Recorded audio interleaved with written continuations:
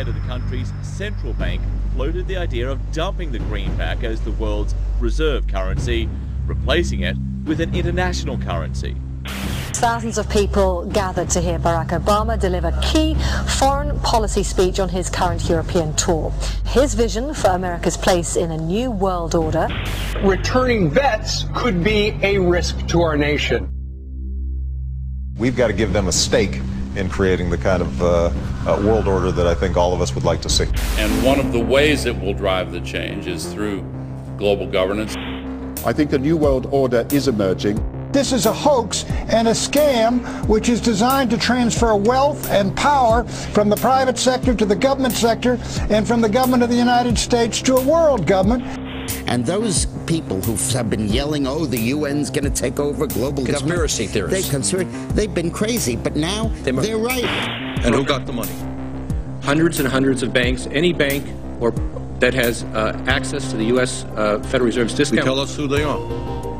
No. You know, financial terrorism. They have the ability to tweak the knob. I am proposing that the Federal Reserve be granted new authority. The ultimate goal of the carbon tax and the cap and trade is to destroy production. This energy tax is the largest tax increase in American history. We're actually creating a global warming police. So number one, they can come in, the federal government can come in and inspect your house and send you the bill. We're setting up a global warming Gestapo. And one of the things that if you talk to our generals, they are desperate for is a civilian counterpart to our military forces. I am fierce. And this is what I wear. Senator Barack Obama's presidential campaign is asking Missouri law enforcement to target anyone who lies or runs a misleading television ad. I've now been in 57 states. I think one left to go. The president, when he was in Europe last week, he met with the king of Saudi Arabia. He appeared to bow. President Obama today proposed something new, something called prolonged detention. Pre-crime is where people are arrested and incarcerated to prevent crimes that they have not yet committed.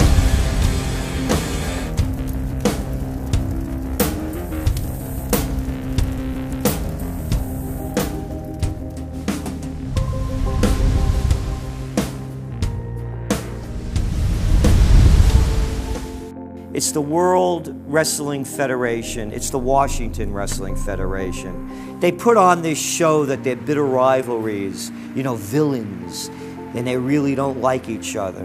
But behind closed doors, they buddy up for a drink and make deals. Both the Republican and Democratic parties are owned by the same global elites. And on issues that matter to those global elites, they act as one. They've wrapped themselves in the American flag, and they've talked about preserving American heritage and principles, and all the while they're working to merge us into a new world order where our sovereignty will be destroyed. We'll lose all connection with our American heritage. With Bush, you knew exactly what you were getting. It was there was no iron fist in a velvet glove. It was just the iron fist. Whereas with Obama, you've got the velvet glove and the iron fist. You know, a very sharp guy, very smooth, knows exactly what he's doing. For that reason, far more dangerous than Bush. Well, at the end of last year, I was willing to give Obama the benefit of the doubt. I thought it was premature to write this guy off. But now that he's been in office for a while, it's obvious that he is very tight with the Goldman Sachs and JP Morgan's on Wall Street, and he is extremely compliant and pliant to the wishes of the large banks, going back to what we saw with Robert Rubin under the Clinton administration, changing laws in favor of the banks. And he's not doing anything to stop the banks. He's helping the banks continue to do what they were doing under Bush. So in fact, he's just a continuation of Bush on the subject of markets and finance, which is the most important part of his policy right now. People who voted for Obama wanted real change, and they're getting platitudes, they're getting a lot of nice talk, but nothing in the way of concrete change is taking place. In this town, business as usual. There's one puppet master that controls the left, and there's the same puppet master controls the right. They control the Republican Party, and they control the Democratic Party. This is not a party issue. This is not a left-right issue. The question is, who should government serve? And it should serve the people. In fact, government is just a tool of the dominant minority that uses economics and government law to enforce upon the public various mandates. The right-left paradigm in the U.S. and in U.S. politics is taken directly from the commercial world and the corporate world. In the business world, you have Coke, Pepsi. You have McDonald's, Burger King. You've got AT&T and Verizon. You've got duopolies. And a duopoly gives the illusion of there being some competition and some choice. And it looks a little bit better than a monopoly. So, for example, in communist Russia, if they had communist Russia red and communist Russia chartreuse, there would have been the illusion of choice and something akin to democracy in Russia. But they simply said, forget it, we're just going to go with red. In the US, they have this left-right paradigm, which unfortunately, it doesn't take them out of the hard, cold fact that there is no choice. There's no social justice. There's only one choice, which is to supply more rent to the rent seekers who have now taken the whole system hostage. We've seen the limitations on government whittled away. We have seen this erosion to the point where today it seems like nobody does care.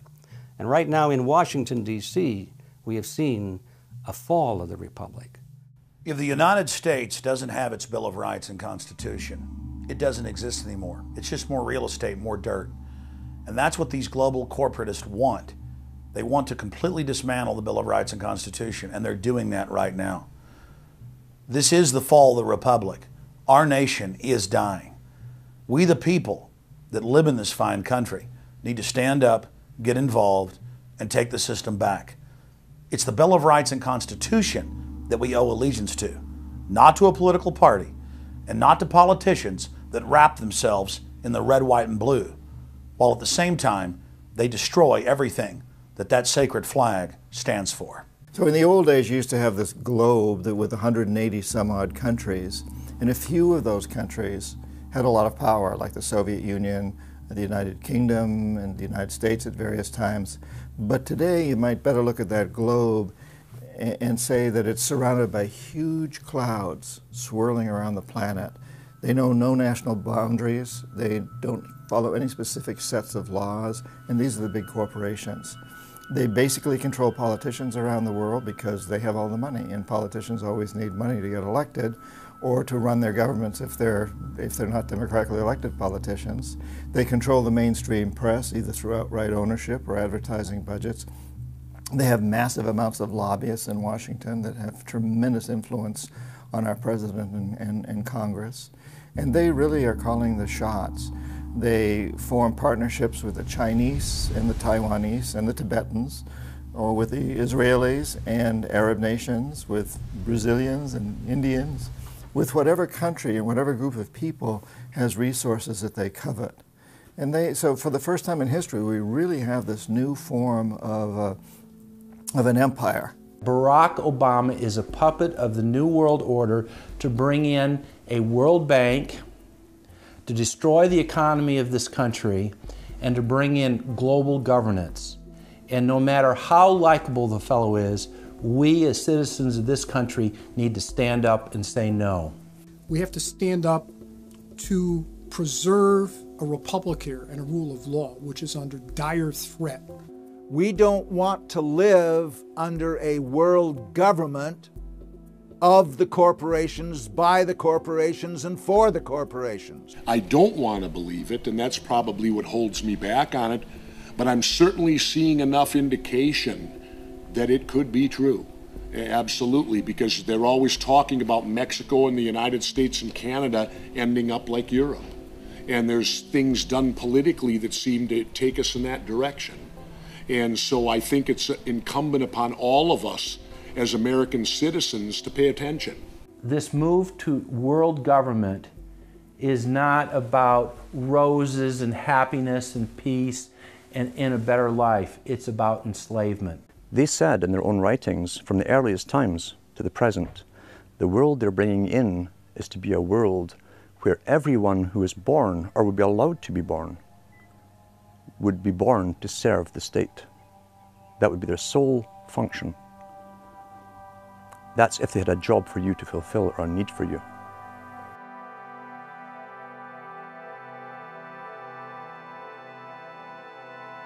July 4th, 2009. Across the United States, citizens gathered to celebrate the Republic's founding 233 years before. Most people in the crowds were aware that America was going in the wrong direction, that things were changing for the worse. But few could grasp the sheer magnitude of corruption and looting running rampant like a disease through the heart of the nation. The engine of America's greatness is not just its liberties, but the people's willingness to fight to keep them.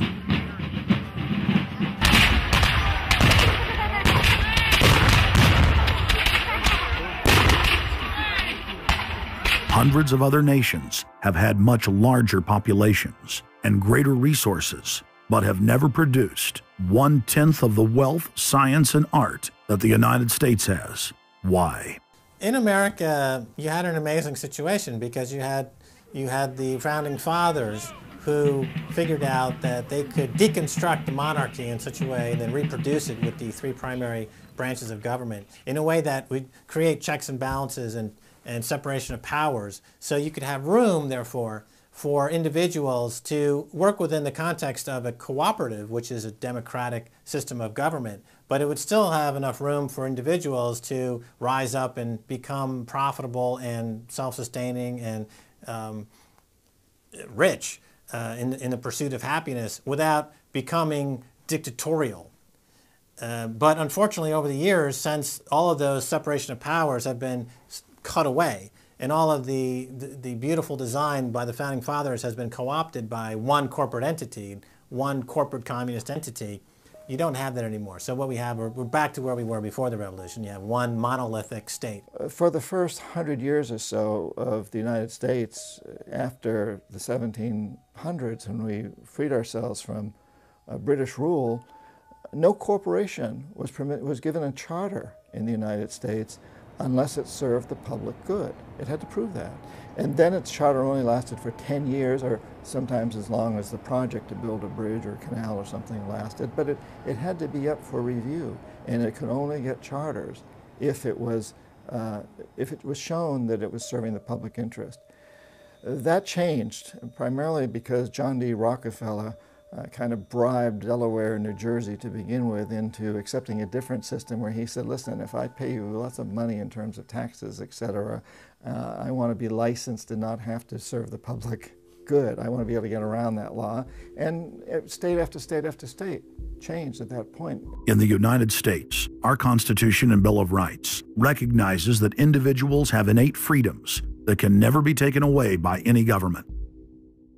For the first time in history, the people were unbound to reach for their full potential, producing and outcompeting every other nation on earth. The rights of free speech, self-defense, private property, due process of law, and many others ignited a revolution in human development that threatened the despotic rule of monarchs and tyrants worldwide. But the corrupt elites had studied history. They knew that great civilizations could only fall from within.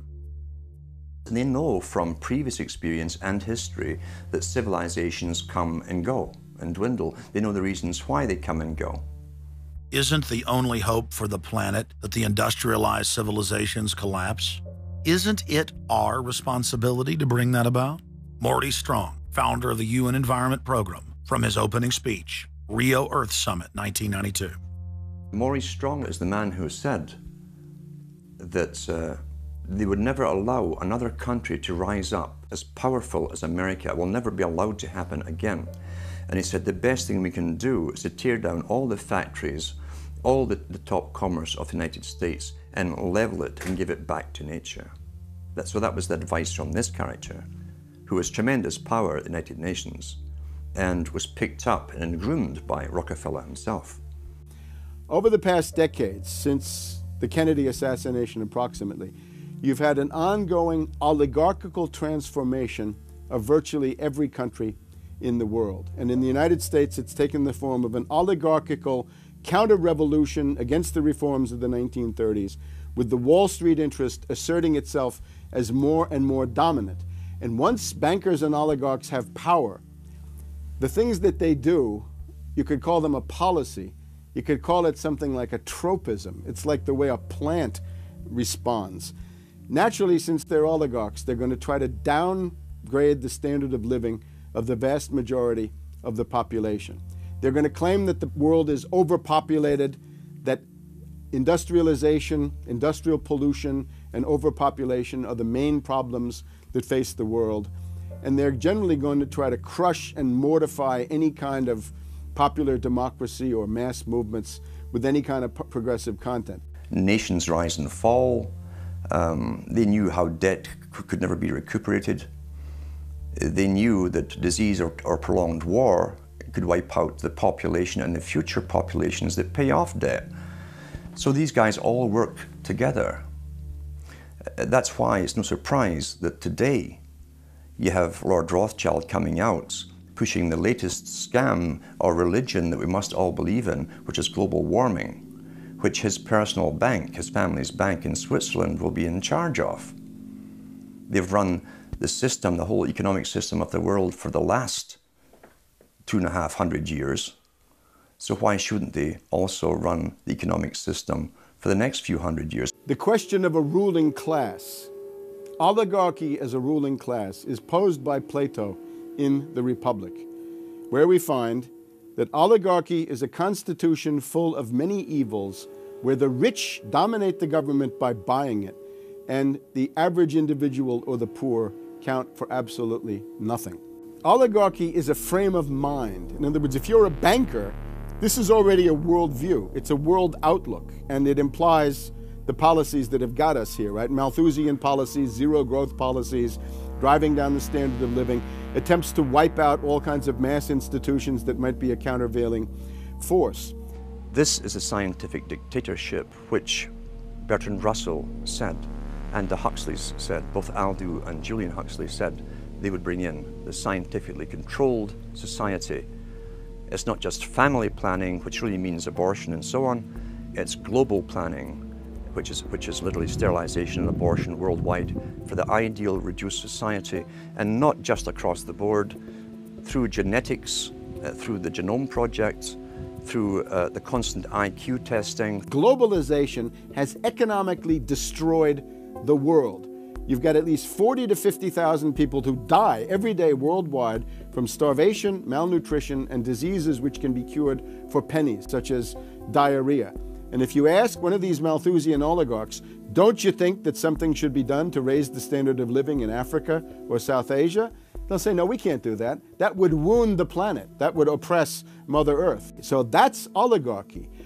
Class consciousness in this sense is absolutely essential. If you think that bankers are the same as you, you're wrong. F. Scott Fitzgerald once told Hemingway, you know, the rich are different from us. And Hemingway said, yeah, they have more money. And F. Scott Fitzgerald replied, no, it's something much deeper. It's a whole different world. To be an oligarch, to be a Rockefeller or something of this sort, means that you're in a completely different world with values which are the reverse of human values. Now, if you allow the oligarchs to continue to dominate, the destruction of world civilization is a matter of a few decades at the very, very most. So, choose. To force their agenda through, the elites are employing one of their favorite tools, artificial crisis creation, also known as the Hegelian dialectic of problem-reaction-solution. You never want a serious crisis to go to waste. And what I mean by that, it's an opportunity to do things that you think you could not do before. The Earth's ruling elite are first and foremost monopoly men. The founder of the Rockefeller clan summed it up simply when he said, competition is a sin. Rockefeller himself said that competition was a sin. And people quipped at that, thinking it was one of his little jokes. He made many jokes about saving pennies and stuff like this. But in reality, he was telling you a truth, that competition to a man like him, who worked for a much larger organization, competition truly was a sin.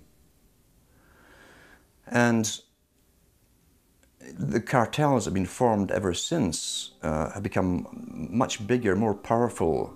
Cartels which can literally command governments, sometimes to go to war on their behalf, have occurred. The economic crash of 2008 and 2009 was an engineered crisis designed to cripple sovereign nations globally to make way for a world currency and a new bank of the world. China's holding what, 1.5 trillion worth all over the world. They're holding U.S. currencies. They want to get out of them in a way where they're not going to lose on their investments. There's going to be a world currency. There's going to be a new reserve currency. They're going to push it through the IMF. That's going to be the banksters that are going to be in charge of it. It's going to happen, and it's going to happen sooner rather than later. There was also a question to Geithner.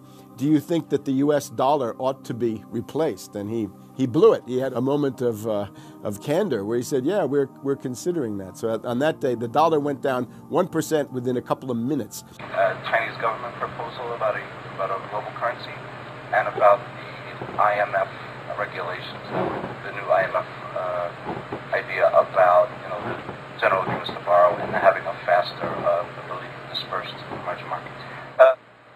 As I understand this proposal, it's a proposal designed to increase the use of the IMF's special drawing rights.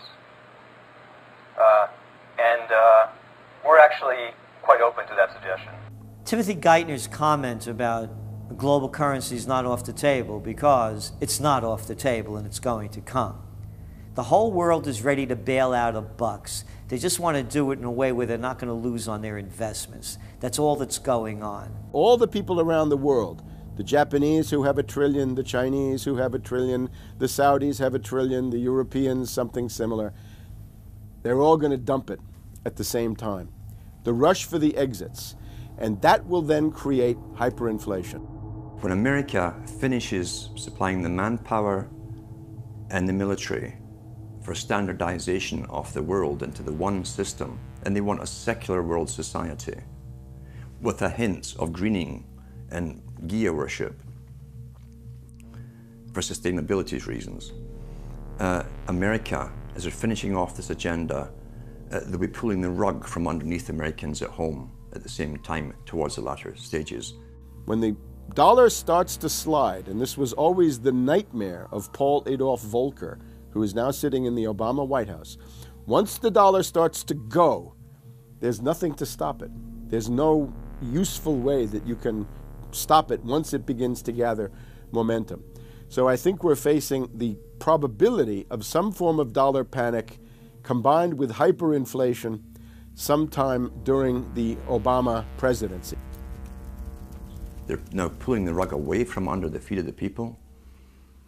They're becoming rapidly a non-manufacturing country.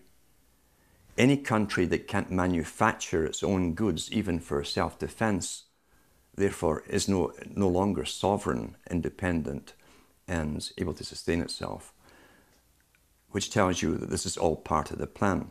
It started with the very beginning when you established that there was a Federal Reserve System given the power of the state to create money out of nothing and to do so without any regard to the will of the people, without any regard to what's behind the money system. In other words, strictly political and economic motives for the bankers and the politicians. Once you granted that power to a group, the Federal Reserve System, the economic crisis was inevitable. This has happened before. Every time in history when the government was given the power, or a group of banks in conjunction with the government was given the power to expand the money supply at will, those economic systems always wound up in crisis and always collapsed. So there's no reason to believe that the United States was given some kind of a get-out-of-jail-free card, an exemption from the processes of history. So the economic crisis began at the very beginning, and as a matter of fact, when the founders of the Federal Reserve System met on Jekyll Island back in 1910 and were drafting the Federal Reserve Act, one of the things they discussed was how to pass on the inevitable losses to the taxpayers. They knew that inevitably something like this would happen, and they knew that there had to be some way to get out of it without destroying the banks, of course, because they were the banks. And they said, aha, we'll go into partnership with the government, we'll take our cartel agreement and pass it into law, call it the Federal Reserve Act, and we'll make the taxpayer come online and be responsible to bail us out if and when the failure finally comes. Who's going to soak up the derivatives? Who's going to soak up the debt? Who's going to be penalized? And right now, it looks like Wall Street's getting bailed out, and the little guy in the middle of Main Street America are all going to pay the penalty. Can the economy be turning around here? Are happy days here again? And can we actually have growth without jobs? Is this an oxymoron, jobless recovery? We're going into the greatest depression. There will be no job growth. Unemployment will continue to escalate. Along with it, so too will crime, poverty, kidnappings, boss snappings. And the more things spin out of control, the harder the hammer is going to come down by the federal government to keep everyone in control. Power is much, much more important to them than money is. Money is only a way to the means. Power is the end result. The elite's main goal is to destroy national sovereignty and individual independence. To consolidate their grip on power, the banksters create artificial debt bubbles that are mathematically impossible to pay back. These are those sinister, toxic assets, the complex financial instruments that they talk about but never really name. They're paper based on paper. They're credit default swaps, collateralized debt obligations, mortgage-backed securities, asset-backed securities, structured investment vehicles, auction rate securities, and so on down the line. It's an immense mass of cancerous, fictitious, speculative paper, bloated in value, impossible to bail out. Triage the derivatives on their books. There's no way to bail out a $1.5 quadrillion black hole of derivatives, but nevertheless they tried. The Wall Street cronies are crooks. If you leave the vault to the bank open, these people are going to help themselves. The job of the government is to make sure there's somebody there to make sure the vault is closed, and very few people have the combination.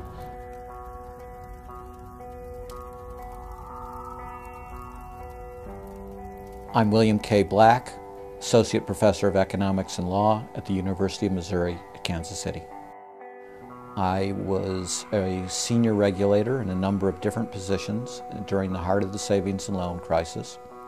On a staff level, I led the re-regulation of the savings and loan industry. The purpose of regulation and effective criminal prosecution is to make sure that cheaters don't prosper, that honest manufacturers win in competition.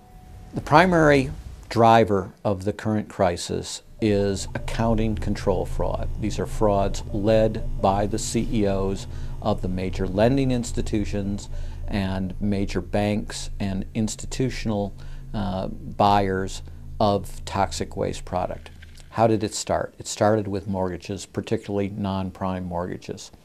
In September of 2004, the FBI warned that there was an epidemic of mortgage fraud, their words, and that this epidemic of mortgage fraud would cause an economic crisis at least as large as the savings and loan debacle if it wasn't stopped. The FBI found that 80% of the mortgage fraud was being induced by the lenders, not by the borrowers. You know, much of the rage has been against the borrowers, but if you want rage, it should be at the CEOs who became fabulously wealthy by following a strategy based on fraud. The Wall Street people and their friends here at the Federal Reserve and at the U.S. Treasury and down the Washington Mall here at the U.S. Capitol. That's where the damage was done, and if people want to vent their anger, they need to vent it against these people. Between the Bush-Paulson administration and the Obama, Summers, Geithner, Volcker administration, there's really a total continuity of economic and financial policy.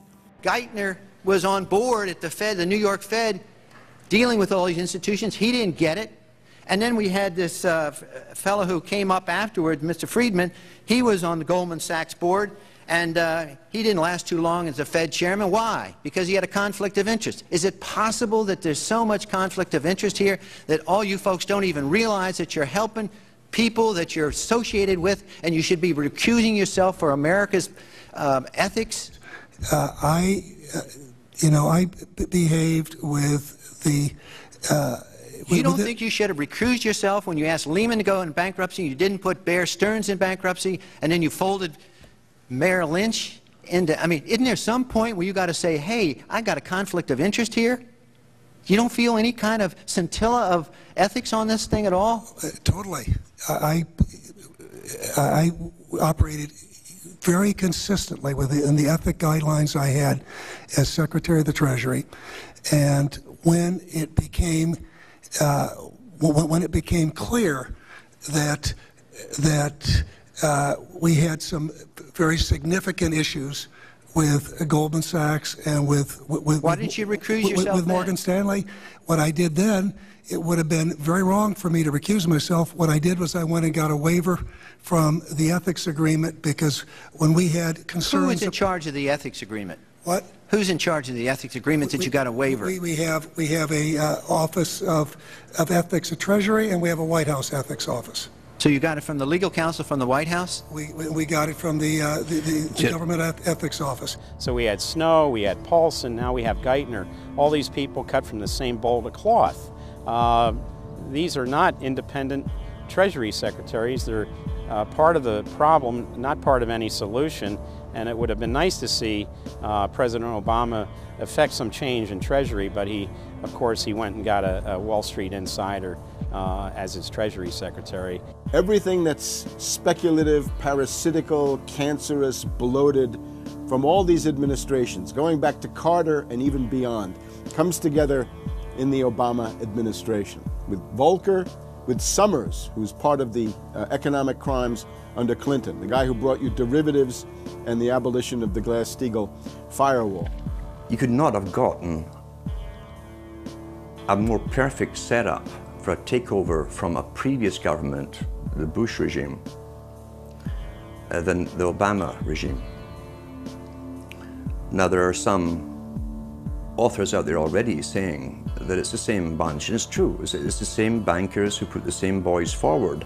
Obama, far from helping the public and giving them something new or giving them more power and say over their own affairs, has actually sided immediately with the bankers who once again have robbed the public blind, and now they must get bailed out by your tax money. Obama does it all with left cover. He makes you think that he's somehow different from Bush, that this is somehow benevolent, that he cares about the poor. And in reality, this is the cruelest hoax and the most bogus sham. Obama is 1,000% devoted to Wall Street interests. When Wall Street says jump, Obama jumps. And again, it's about $30 to $40 for the bankers for every dollar that ever reaches an unemployed person or somebody who's on food stamps or some infrastructure building for highways. The hope with the Obama administration was that it would move us beyond this. But unfortunately, what we're seeing more and more is that Obama has brought in many of the economists who bought into the system in the past. Larry Summers is a very good example. And so many of his economists, many of the people there, you can really almost at this point relate Obama to Hoover, who did something similar in his presidency, as opposed to Franklin Roosevelt, for example, who brought in a very fresh team. So the concern here now is that Obama's falling into this trap of bringing in the same people who put us in the position that we're in today, and other people who buy into the same theories that brought us here, this mutant form of capitalism. Presumably what most politicians want to come in is say, hey, the problems of the past, they're due to the old guy. And I'm cleaning house, and I'm going to bring in a new team, and don't blame us for the things we've inherited. Can't say, you know, those policies of the past that came before were insane, because you got the guy that was one of the key architects of those policies. People need to stop having allegiance to their political party. They need to have allegiance to the Bill of Rights, the Constitution, and what has made our republic so special. The basic human rights and dignity that every citizen of this country inherently has.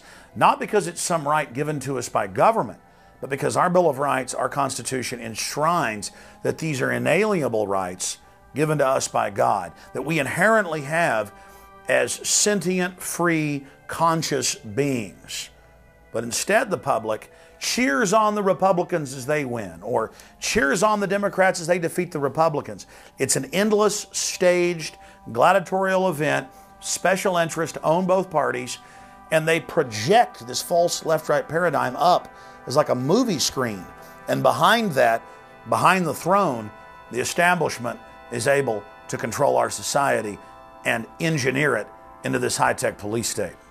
If you try to let the finance oligarchs who created the crisis turn around and say they're the doctors who are going to get you out of the crisis, they will dig you deeper and deeper into the bottomless abyss of world economic depression, financial collapse, and disintegration. The Democrats have really done more to destabilize the American economy and to help the big banks on Wall Street than the Republicans have done. I would imagine that the Republicans know a little bit more about finance and markets enough that when someone like Goldman Sachs asks the Congress to change laws as they did in the 90s to do away with position limits on the futures contracts, the Republicans would have said, no way, that's completely inconsistent with any notion of a fair market. But the Democrats, I have a feeling, are just not financially literate enough to say no. And I think that Goldman has very shrewdly positioned themselves with the Democrats, because the Democrats typically, like many NGOs that I've run into, they seem to have a complete inability to comprehend these issues of markets and finance and how it relates to social justice. So under the Democrats, we also saw the repeal of Glass-Steagall. Glass-Steagall said there's an inherent conflict of interest between the commercial banking side, which is the lending side, and the investment banking side, which is taking an ownership position. And we have to end this conflict of interest by separating these two entities. You can have investment banks and you can have commercial banks, but they have to be separate. Do you think that the repeal of Glass-Steagall was a tragic mistake? No, I don't think so. You could be a commercial bank like Chase Manhattan, or you could be an investment house like J.P. Morgan, or a bank like Bank of America, or an investment house like Merrill Lynch. But you couldn't be both. And as the 90s went on, the screaming hyenas of Wall Street were demanding that this prohibition, this regulation, be abolished. This was an illegal and inappropriate form of casino. The derivatives were being used and they were being unregulated, and the people were getting 30 to 1, 40 to 1, 50 to 1, and sometimes 100 to 1 profits on the way up. And remember, derivatives are a zero-sum game. So there's nothing there. It's not like a piece of stock in General Electric or Ford or something like that where there's supposed to be some value. Derivatives have no value. But the very people, Summers and Gettner and all the people at Goldman Sachs and J.P. Morgan who created these things, made not millions or billions, but trillions on the way up. And now that these things are crashing, the very same folks are now put in charge of regulating these things and in charge of the bailout, and they are giving money to the very rascals that created this problem, took the profits. The problem cannot be fixed. And this is on Obama's watch right now. You have so many different schemes and mechanisms at play. It's sort of like after there's a blackout, you know, people in some parts of the country have been known to loot the local stores. You know, they go in, they grab the televisions and they grab the stereos. And basically that's what the Wall Street gang has done. They've just engaged in this massive looting of money from their own companies and now from the U.S. Treasury. There was a lady called Brooksley Born. She was the head of the Commodity Futures Trading Commission under Clinton. And she said, look, we have these derivatives. Why don't we at least make them reportable so we know how many there are and where they are? And she writes in a biographical account, she said, I picked up the phone and Larry Summers was screaming at me that I was interfering with the wonderful inventiveness and ingenuity of Wall Street and their ability to come up with new financial products, such as these derivatives. Brooksley Born was the chair of the Commodities Future Trading Commission, CFTC, which regulates many financial derivatives. And she said there's a grave danger out there in the form of these credit default swaps. And credit default swaps are an exotic financial derivative, or moderately exotic financial derivative, that were sold on a bright, shining lie that they were supposed to make markets more efficient. In fact, they allow utterly insane gambles, and they're really great devices for accounting fraud as well. She actually says, I'm thinking of adopting this regulation. The Clinton administration goes berserk, and in particular Larry Summers, but also Rubin. Now behind Larry Summers, there's another layer. Bob Rubin of Goldman Sachs, the Clinton administration, and Citibank. And he also thought that derivatives were a wonderful thing for the U.S. economy, and he made sure that they were never regulated. Also, we can't forget Alan Greenspan over at the Federal Reserve. Now, you look at Summers, he is sitting in the White House today, making policy for Obama. Summers tells Obama what to do. Summers tells Geithner what to do. He's also got some of his hatchet people in the administration. Mary Shapiro runs the Securities and Exchange Commission. She refuses to ban naked short selling and other market manipulations. You've also got another guy called Gensler over at the Commodity Futures Trading Commission today. He is an acolyte and a supporter of the derivatives bubble. We made the new CFTC chair a guy who had helped to kill Brooksley Born's reform initiatives. And we just did this under the Obama administration. This was a pre-registered, pre-organized, predetermined event.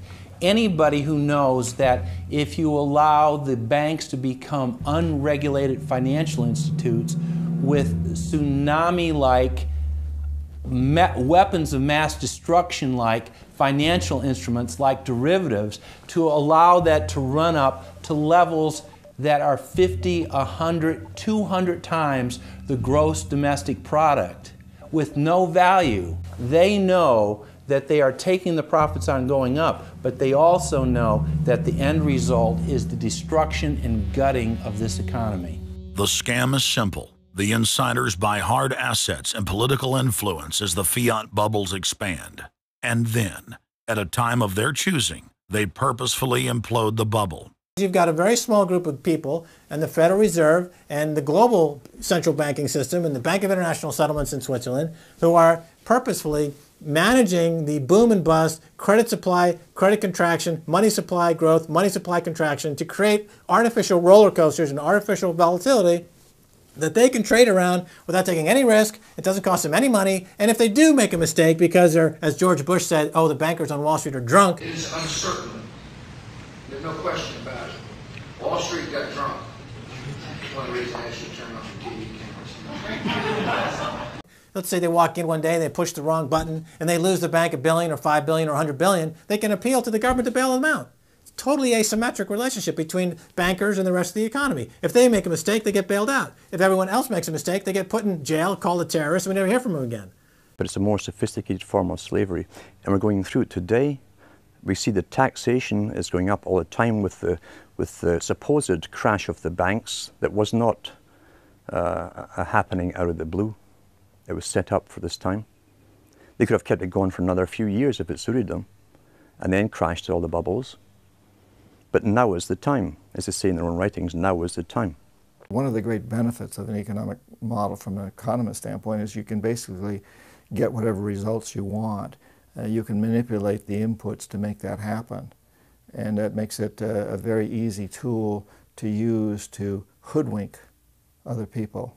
These manufactured, these engineered financial catastrophes are the result of a central banking system that has the ability to add and subtract credit, add and subtract dollars and money at will to create this roller coaster effect. Because unlike most people, the banks are able to make profits as easily on the way down as they can on the way up in any given situation. Volatility is great for banks and professionals. Volatility is not great for the most average people. Their operatives in government and media then hold the economy hostage by issuing the ultimatum: give us unlimited bailout money or the economy dies. What's being used is what I call, to try to get the money, is what I call the suicide threat, where, you know, if anybody has ever seen the movie Blazing Saddle, the sheriff is surrounded by hostile town folks. He takes out his gun, points it at his head and says, you know, don't move or I'll shoot. Well,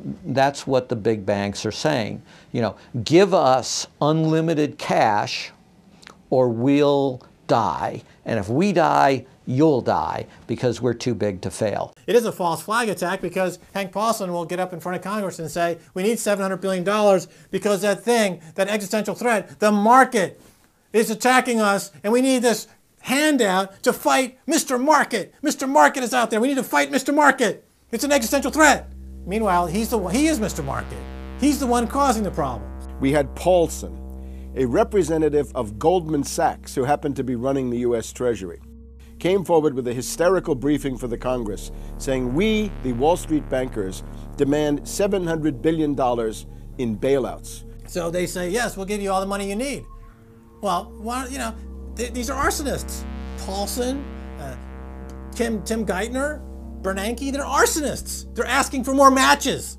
And the Congress is saying, who do we make the check out to? Who do we send these matches to? Who do we send the matches to? Is a ton of matches enough? Can we send you some gasoline to go with those matches? They're like, yes, please. Don't change our management. Don't pay us what assets are worth. Pay us way more than what our assets are really worth. Don't make us use honest accounting. Allow us to lie. We've just, under congressional pressure, changed the accounting rules for the express purpose of making sure that the big banks don't have to report honest losses. The only way they can pass this bill is by creating and sustaining a panic atmosphere. That atmosphere is not justified. Many of us were told in private conversations that if we voted against this bill on Monday, that the sky would fall, the market would drop 2,000 or 3,000 points the first day, another couple thousand the second day, and a few members were even told that there would be martial law in America if we voted no.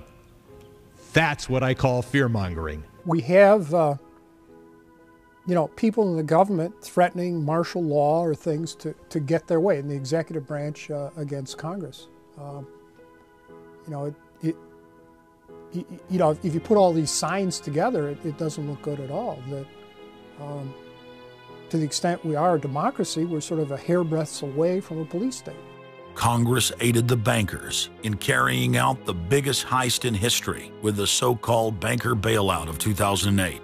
The bailout money, the $13 trillion or so dollars that have been given to the banks, is sitting on the balance sheet of the banks, and that is incurring interest costs. And that's going to precipitate the need to flush the system with more cash. And at some point, the dam will break, and you're going to have very high inflation. Some predict hyperinflation. You cannot print phantom money out of thin air, backed by nothing and producing practically nothing without destroying the world economy.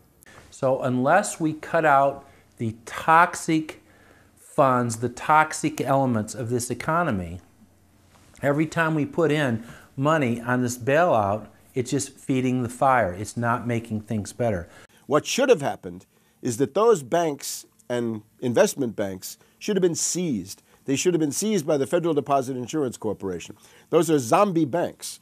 The Chase Manhattan, JP Morgan Chase, Bank of America, Citibank, Wells Fargo, Wachovia, so on down the line, to AIG in the insurance realm. These are zombie institutions, insolvent, bankrupt. The only thing to do with them is to seize them, put them through Chapter 11 bankruptcy. That'll probably turn into Chapter 7 bankruptcy, liquidation. And above all, triage the derivatives on their books.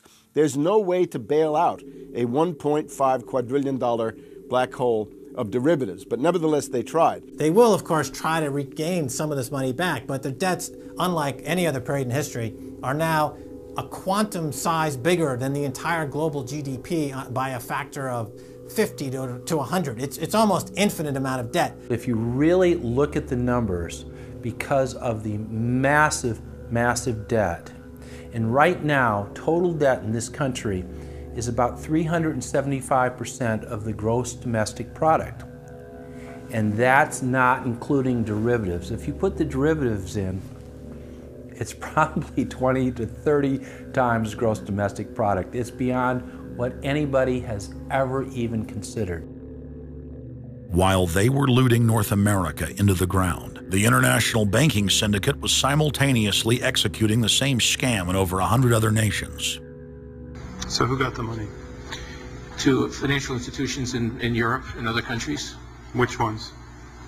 I don't know.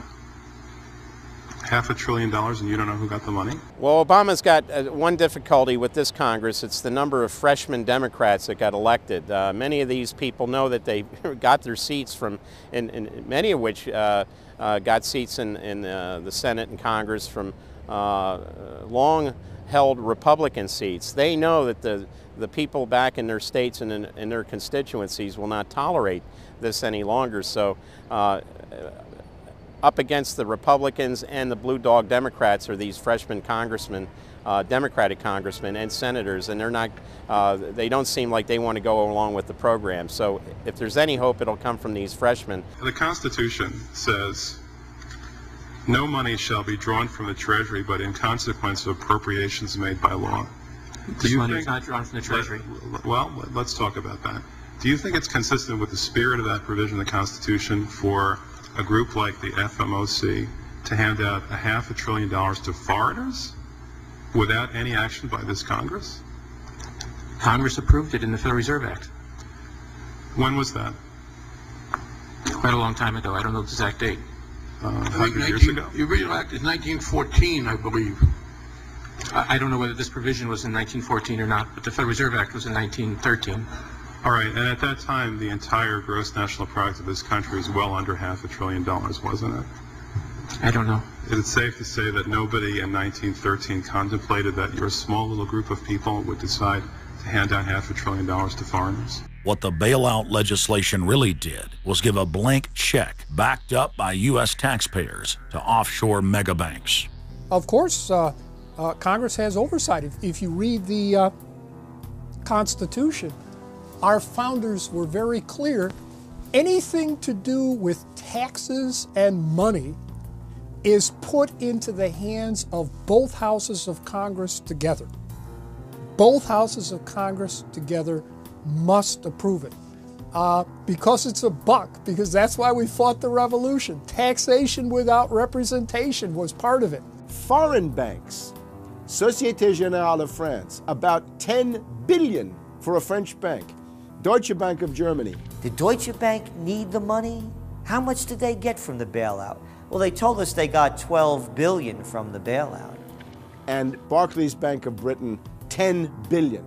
So you're up to almost $50 billion to bail out a series of foreign banks that were derivatives counterparties of AIG, plus Goldman Sachs. This is the biggest swindle, not only in the history of the United States, this is the biggest swindle and transfer of wealth in the history of the Western countries. And we've seen all these cronies from Wall Street with the combination to the vaults around the country, and they've just looted the Treasury and the banks and the securities industry dry. This is by probably an order of magnitude the biggest fraud in history.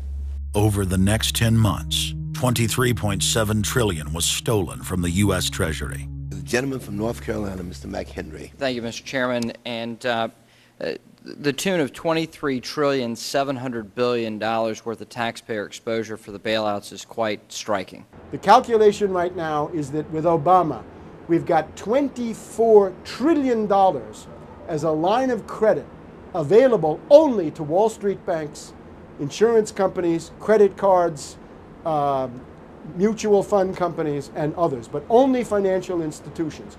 $24 trillion of money from the Federal Reserve, from the Federal Deposit Insurance Corporation, and from the Treasury in the form of the bailout of October 2008. The Federal Reserve, the private holding company for the offshore banks, arrogantly told Congress and the American people that it was none of their business what the private banks did with the people's money.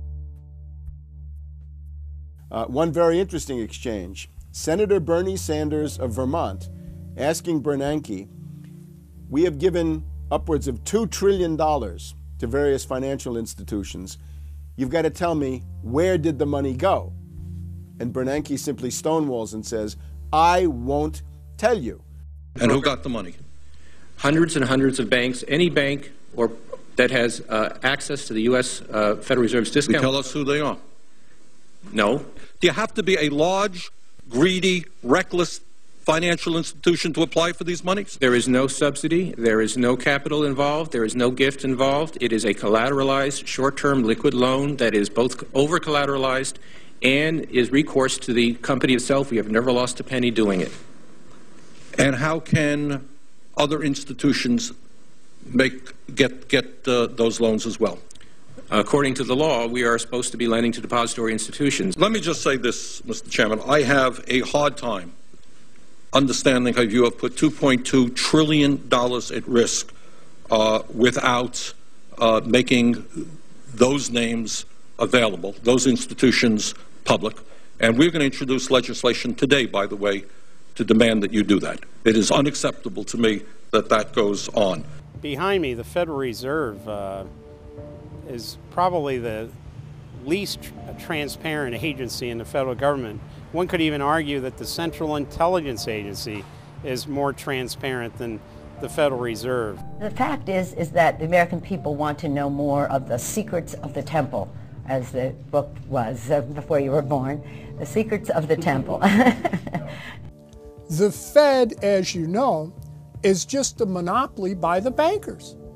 This is simply putting the foxes in charge of the henhouse.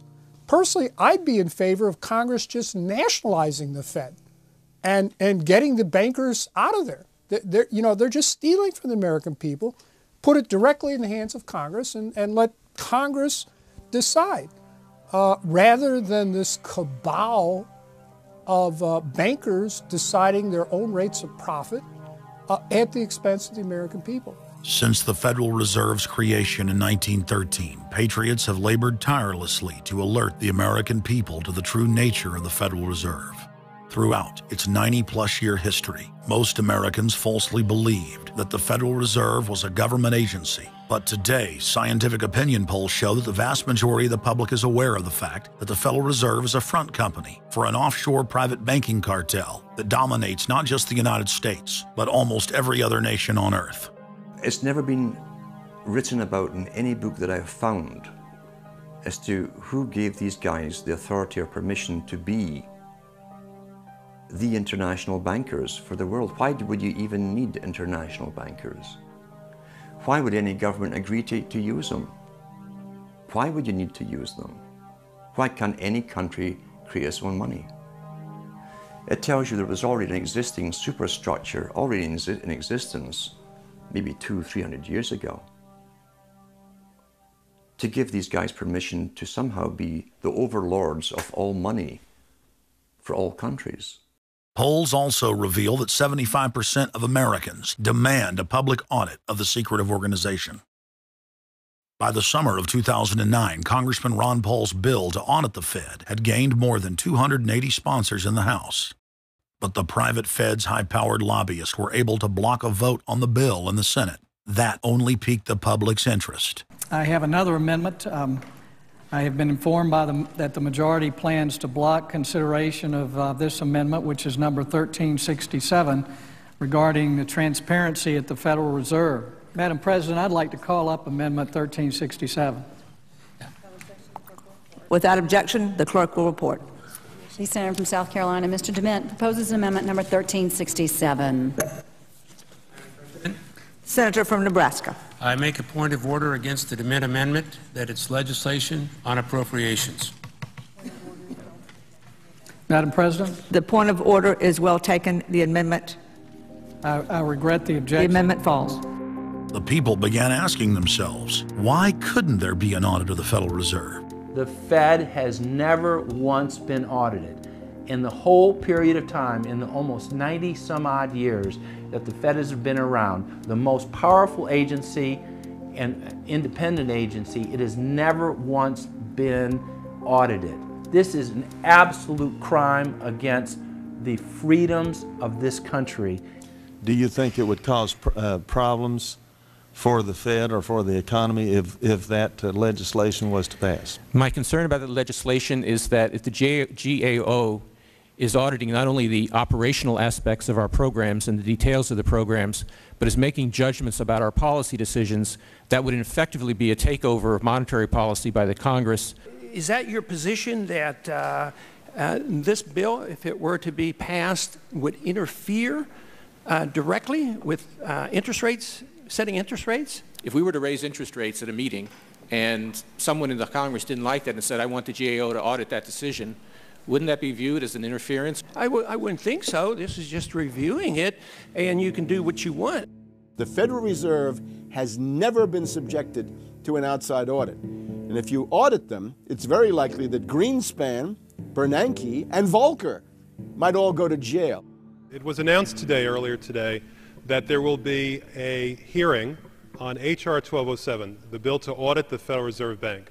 This will be the first independent audit in the Federal Reserve's 96-year history, and it's long overdue. Months ago, I asked the Vice Chairman of the Federal Reserve who received the $1 trillion in funds that the Federal Reserve has handed out to domestic institutions. He said, I'm not going to tell you. And then more recently, the Chairman of the Federal Reserve, I asked him who receives the $500 billion, we're talking about $500 billion, that the Federal Reserve handed over to foreign central banks. Who did they disseminate that money to? And he said, I don't know. $500 billion, and he doesn't know. It's long overdue. We need to audit the Federal Reserve, and I'm happy to say that we're going to have a hearing on that very soon. The only way, really, America can get out of the current mess is you've got to shut the Fed down completely, get rid of the Fed. You've got to put the money printing mechanism back under the roof of the federal government instead of outsourcing it to the Fed.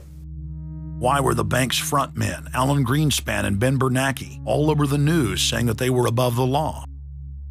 What is the proper relationship, what should be the proper relationship between a chairman of the Fed and a president of the United States? There is no other agency of government which can overrule actions that we take. What the relationships are don't frankly matter.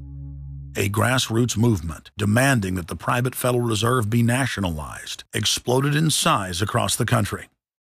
The momentum had shifted. Now the arrogant central bankers were the ones running scared. They had planned to use their stage crisis to bring in an all-powerful central bank of the world. Immediately, every country goes into action at the same time. The International Monetary Fund is mentioned at the G20 meeting. They say that it must be brought to its full power, and we need a Bretton Woods Part 2 for world taxation. What is global government? For decades, the media denied it existed. But now they're saying, oh yes, there's going to be a global government, a new bank of the world, and we're going to pay our carbon taxes to it. What is it? It's nothing more than a private, hostile, corporate takeover of every sovereign nation on earth. And then when you look at the philosophy of these global corporate chieftains, it is one of domination of the poor, domination of the population. It is a view that human life just isn't cheap. No, human life is a negative. And so no matter what they do, they have the rationale that it's in the greater interest to get rid of more human lives. They are so arrogant and they're so sure of themselves, they're saying, yes, we created the European Union, we created the Euro, and these are from the people of the Bilderberg. We are going to create a world bank. We're going to create a world government. They're saying it out loud and clearly. Suddenly, across the planet, their regional front banks had been identified by sovereign populations as the illegitimate shadow governments that they are. The controllers had moved too quickly and revealed their hand.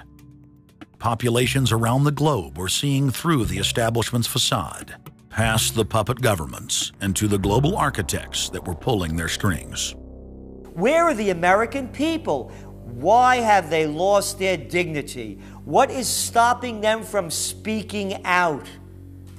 Why have they become little mice that follow Pied Pipers? How can they look up to these pathetic politicians? Go sit down. I have a question for this young man. He has the right to be represented. I'm his father, and I want to talk to you face to face. I'm not a lobbyist with all kind of money to stuff in your pocket so that you can cheat the citizens of this country. So I'll leave, and you can do whatever the hell you please to do. One day God's gonna stand before you, and he's gonna judge you and the rest of your damn cronies up on the hill. And then you will get your just desserts. As the public begins to awaken to the fact that Barack Obama has cold-bloodedly betrayed the pledges he made to the American people, the establishment media and Democratic leaders have invoked the tactic of divide and conquer. I think they're astroturf. You be the judge of carrying swastikas and symbols like that to a town meeting on health care. An overwhelming portion of the intensely demonstrated animosity toward President Barack Obama is based on the fact that he is a black man. Desperate to ram their agenda through, they have played the race and class cards. You start to wonder whether, in fact, the word socialist is becoming a code word, whether or not socialist is becoming the new N-word. When I heard people going after the First Lady and the number of staff people they have, it sounds racist to me. It is essential that the establishment play the population off against each other, along the lines of Republican, Democrat, liberal, conservative, black and white. As long as the people are fighting with each other, they can never get together and remove the corporate dictatorship that has criminally seized power through the national security state. Just as George W. Bush betrayed his foolish followers, so must Obama, because his only allegiance is to his offshore masters. President Obama today nominated Ben Bernanke for a second four-year term as Federal Reserve Chairman. The president called his actions on the global financial crisis bold and out of the box. As an expert on the causes of the Great Depression, I'm sure Ben never imagined that he would be part of a team responsible for preventing another. But because of his background, his temperament, his courage, and his creativity, that's exactly what he has helped to achieve. And that is why I am reappointing him to another term as chairman of the Federal Reserve. So Obama has made it quite clear by his actions, never mind his words, his actions, as to who owns him, who he works for, and who he serves. And it's not the American people. It is so obvious to anyone paying attention that the President of the United States is not the real person in control. Whether it is Gerald Ford or Jimmy Carter or Ronald Reagan or Clinton or Bush, Obama is no different. And to think that he is an independent figure is just crazy. And as Franklin Delano Roosevelt said, presidents are selected, they are not elected. Obama pledged that he would end NAFTA and GATT, and has since fought to expand both of them. Obama promised that he would have the most transparent administration ever, and he is already more secretive than Bush and Cheney ever were, even making it a secret who visits the White House. I can make a firm pledge. If your family earns less than $250,000 a year, If you make less than $250,000 a year, if you are a family making less than $250,000 a year, you will not see your taxes increased a single dime. you will not see your taxes go up. You will not see your taxes increase one single dime. Not your capital gains tax, not your payroll tax, not your income tax, no taxes. Not your income tax, not your payroll tax, not your capital gains taxes, not any of your taxes. Not your payroll tax, not your capital gains tax, not your income tax, no tax. Your taxes will not go up. Because the last thing you need is higher taxes when we're in a recession like this, and you won't get one under an Obama administration. Obama made the centerpiece of his campaign the pledge that taxes would not be raised on anyone making under $125,000 a year. He has since gone back on that promise as well and has proposed new taxes on payroll, energy, home mortgage deductions, and scores of other taxes. He made a pledge. He said, I'm not going to raise taxes on anyone making under $250,000. Is that pledge still active? We are going to let the process work its way through it. So it's not. So it's not. So it's not. We're going to let the process work its way through it. All right? The Senate is looking especially at this issue of capping the deductions for health care that employers and employees now get. That would be an tax increase for many families earning under $250,000, but the president said he was open to it, so that means that the tax pledge he made back in September is no longer operative? Obama said he was going to abolish the Patriot Act. He now vigorously defends it. We saw the same type of flip-flop when it came to warrantless wiretapping of the American people. Look what Obama's done with wiretapping, surveillance. He's brought it to heights even beyond what George Bush, the disgusting levels that he brought it to. So we have more surveillance. Now they're talking about, what is it called, Cybercom, the new Pentagon secret cyber society that's going to be watching over us. To get those terrorists, we got to get those terrorists. So now they'll be invading our privacy even more. So, I mean, it really almost makes you ask the question, would it have been better if we never invented the internet and had to use paper and pencil or whatever? Now Obama is setting up the Cybersecurity Command, which the government admits completely ends the Fourth Amendment and allows President Obama to shut off the internet in the United States whenever he wishes. Indeed, in today's world, acts of terror could come not only from a few extremists in suicide vests, but from a few keystrokes on the computer, a weapon of mass disruption. As part of the new single national security staff announced this week, I'm creating a new office here at the White House that will be led by the cybersecurity coordinator. This new control grid is administered by the Pentagon. They just want to keep tabs on us. So we're turning into a surveillance, wiretapped government state.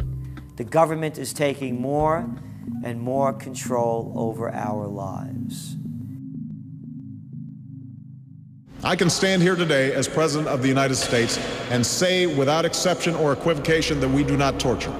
Obama made a show of investigating torture, but has ignored the Army's own detailed investigative reports, which name the torturers that the White House memos document were following the directives of Bush and Cheney, the men who are most guilty for issuing the infamous orders. Some low-level soldiers have been prosecuted for their role at Abu Ghraib, but no senior officer has been held accountable in any of these cases to date. Heidi? I know that these debates lead directly, in some cases, to a call for fuller accounting, perhaps through an independent commission. Now, I've opposed the creation of such a commission. Next, Obama expanded Bush's doctrine of indefinite detention of foreigners without trial to holding citizens without evidence indefinitely, without ever even committing a crime. President Obama today proposed something new, something called prolonged detention. Pre-crime is where people are arrested and incarcerated to prevent crimes that they have not yet committed. Barack H. Obama, who ran as an anti-war candidate, has continued the war in Iraq, massively expanded the war in Afghanistan, and unleashed a new conflict in Pakistan. Now Obama is promoting the biggest defense budget in history, dwarfing George Bush's war machine. What George Bush has been trying to do as part of his effort to accumulate more power in the presidency is he's been saying, well, I can basically change what Congress passed by attaching a letter saying, I don't agree with this part or I don't agree with that part. I'm going to choose to interpret it this way or that way. That's not part of his power. But this is part of the whole theory of George Bush, that he can make laws as he's going along. I disagree with that. I taught the Constitution for 10 years. I believe in the Constitution, and I will obey the Constitution of the United States. We're not going to use signing statements as a way of doing an end run around Congress. All right? Obama guaranteed that once president, he would stop the unconstitutional practice of issuing signing statements, through which the executive branch illegally usurps the legislative power of Congress.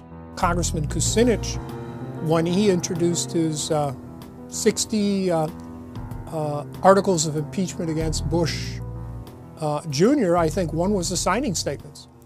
The form of the resolution is as follows. A resolution, articles of impeachment of George Bush, President of the United States. Resolved, that President George W. Bush be impeached for high crimes and misdemeanors.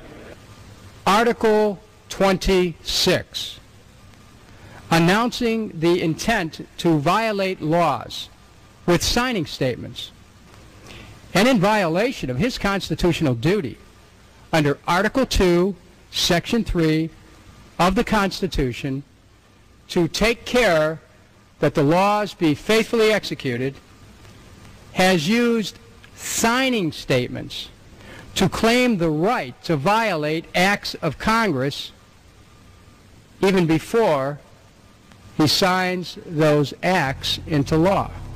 Same analysis would apply to Obama, and a fortiori because he taught constitutional law. He knows better.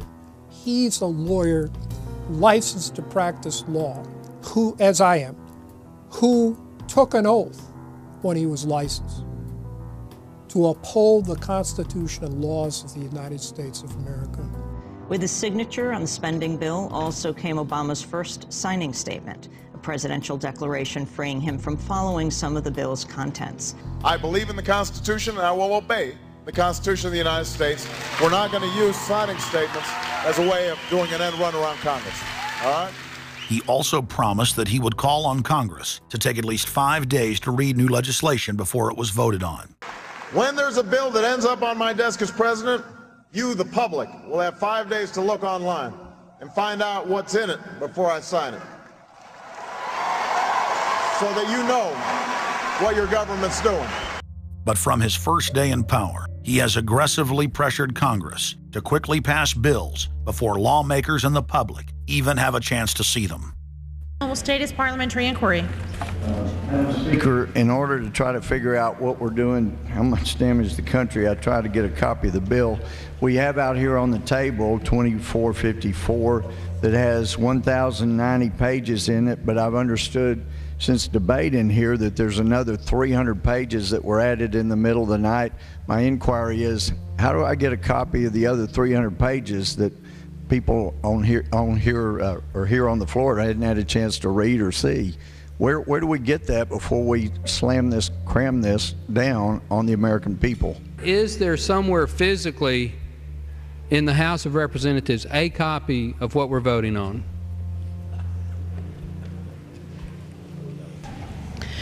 The gentleman has not stated a parliamentary inquiry that the chair can answer. Mr. Speaker, I have to say that I am outraged. Here we are getting ready to vote on a piece of legislation, and we haven't even seen 300 pieces of this legislation. No one can even find the bill or even knows where it's at. Obama swore that he would never put lobbyists or donors in his administration. Treasury Secretary Timothy Geithner appointed Mark Patterson, and this is a former top lobbyist for Goldman Sachs, as his chief of staff. And then last week there was a lot of buzz over William Lynn. He was appointed to the #2 position at the Defense Department. William Lynn, also a former top lobbyist for Raytheon, which is one of the 5 largest defense contractors. He has now broken all previous records by cramming his administration full of contributors and lobbyists who openly write legislation being proposed by the White House. There's a good reason Obama doesn't want to give the people or Congress any time to read the bills.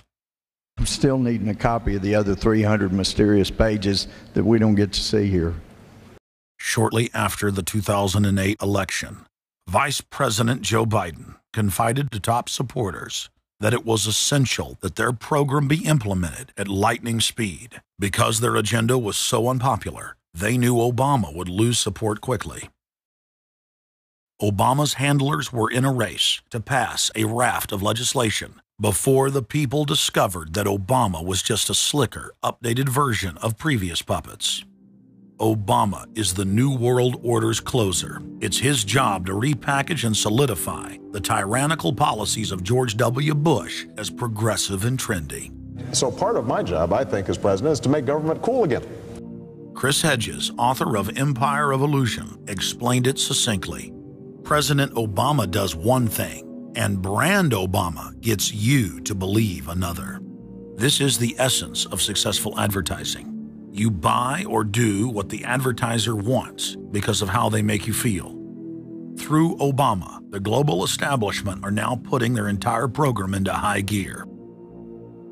Obama is attempting to dismantle the Second Amendment with more than a dozen victim disarmament bills now in Congress. The key is going to be, I think, for us to come together and say people do have an individual right, and there's nothing wrong with common sense gun laws. Hate crime and cyberbullying bills in the House and Senate would effectively criminalize free speech protected under the First Amendment. It is absolutely true that NAFTA was a mistake. A senior member of the Obama campaign called the Canadian government within the last month to say that when Senator Obama talks about opting out of the free trade deal, the Canadian government shouldn't worry. The operative said it's just campaign rhetoric and don't take it seriously. Campaign officials called the U.S. ambassador to Canada and say, don't worry, it's just campaign rhetoric about NAFTA. The Canadian government put out a statement indicating that this was just not true. So I don't know who the sources. It wasn't true. Amid all of the denials, sources at the highest level of the Canadian government who first confirmed that a call was made, late this afternoon reconfirmed that a call was made. President Obama is promoting the creation of a North American Union and is attempting to expand NAFTA and GATT. President Obama is pushing nation-ending blanket amnesty for more than 20 million foreign aliens living illegally inside the United States. He's also overseeing the hijacking of health care by the federal government, which will nationalize more than 20% of the U.S. economy. And you want us to believe that a government that can't even run a cash for clunkers program is going to run 1/7 of our U.S. economy. No, sir. No. Obama is continuing the transfer of national sovereignty to unelected international bodies like the United Nations and World Trade Organization.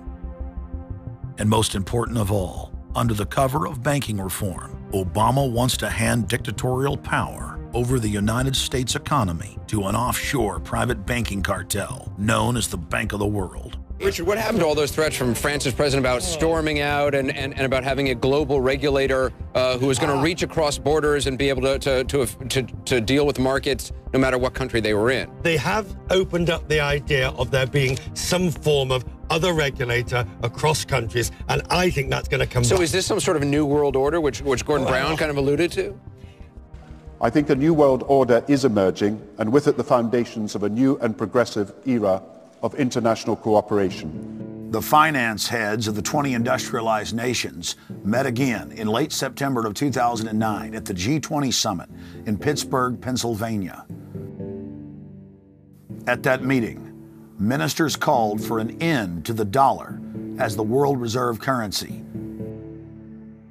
They also called for a strengthening of global governance and called for a new world order. While the bankers were busy carving up the world at the G20 summit, Barack Obama was in New York City at the United Nations because he's got a new job to chair the United Nations Security Council, the most powerful position in the world government body. President Obama does what no other U.S. president ever has. As President Obama presided over the UN's most powerful body, that would be the Security Council. 6,191st meeting of the Security Council. For a couple of hours, you could say Mr. Obama was president of the world. It is the story of a world that understands that no difference or division is worth destroying all that we have built. In my own country, it has brought Democrats and Republican leaders together. Leaders like George Shultz, Bill Perry, Henry Kissinger, and Sam Nunn, who are with us here today. Barack Obama is the first president to hold two posts simultaneously. And there's a good reason for that. It's illegal. Article 1, Section 9 of the Constitution forbids any U.S. president from serving any foreign government or institution. He swears an oath to protect and defend the Constitution of the United States. But now Barack Obama has sworn allegiance to the global government and the United Nations that he heads up. Let that sink in real good. Barack Obama now heads the United Nations Security Council. You cannot serve two masters, and Obama isn't. He's selling out the last vestiges of sovereignty that this country had. This, ladies and gentlemen, is the destruction of our nation, and it's also high treason. Obama's lies are obvious and out in the open. He hides in plain sight. And from the moment he took office, his lies have only increased, despite the fact that his ratings have dramatically dropped since Election Day. From the mid-80s to the low 40s, a large portion of Americans still gullibly hang on his every word.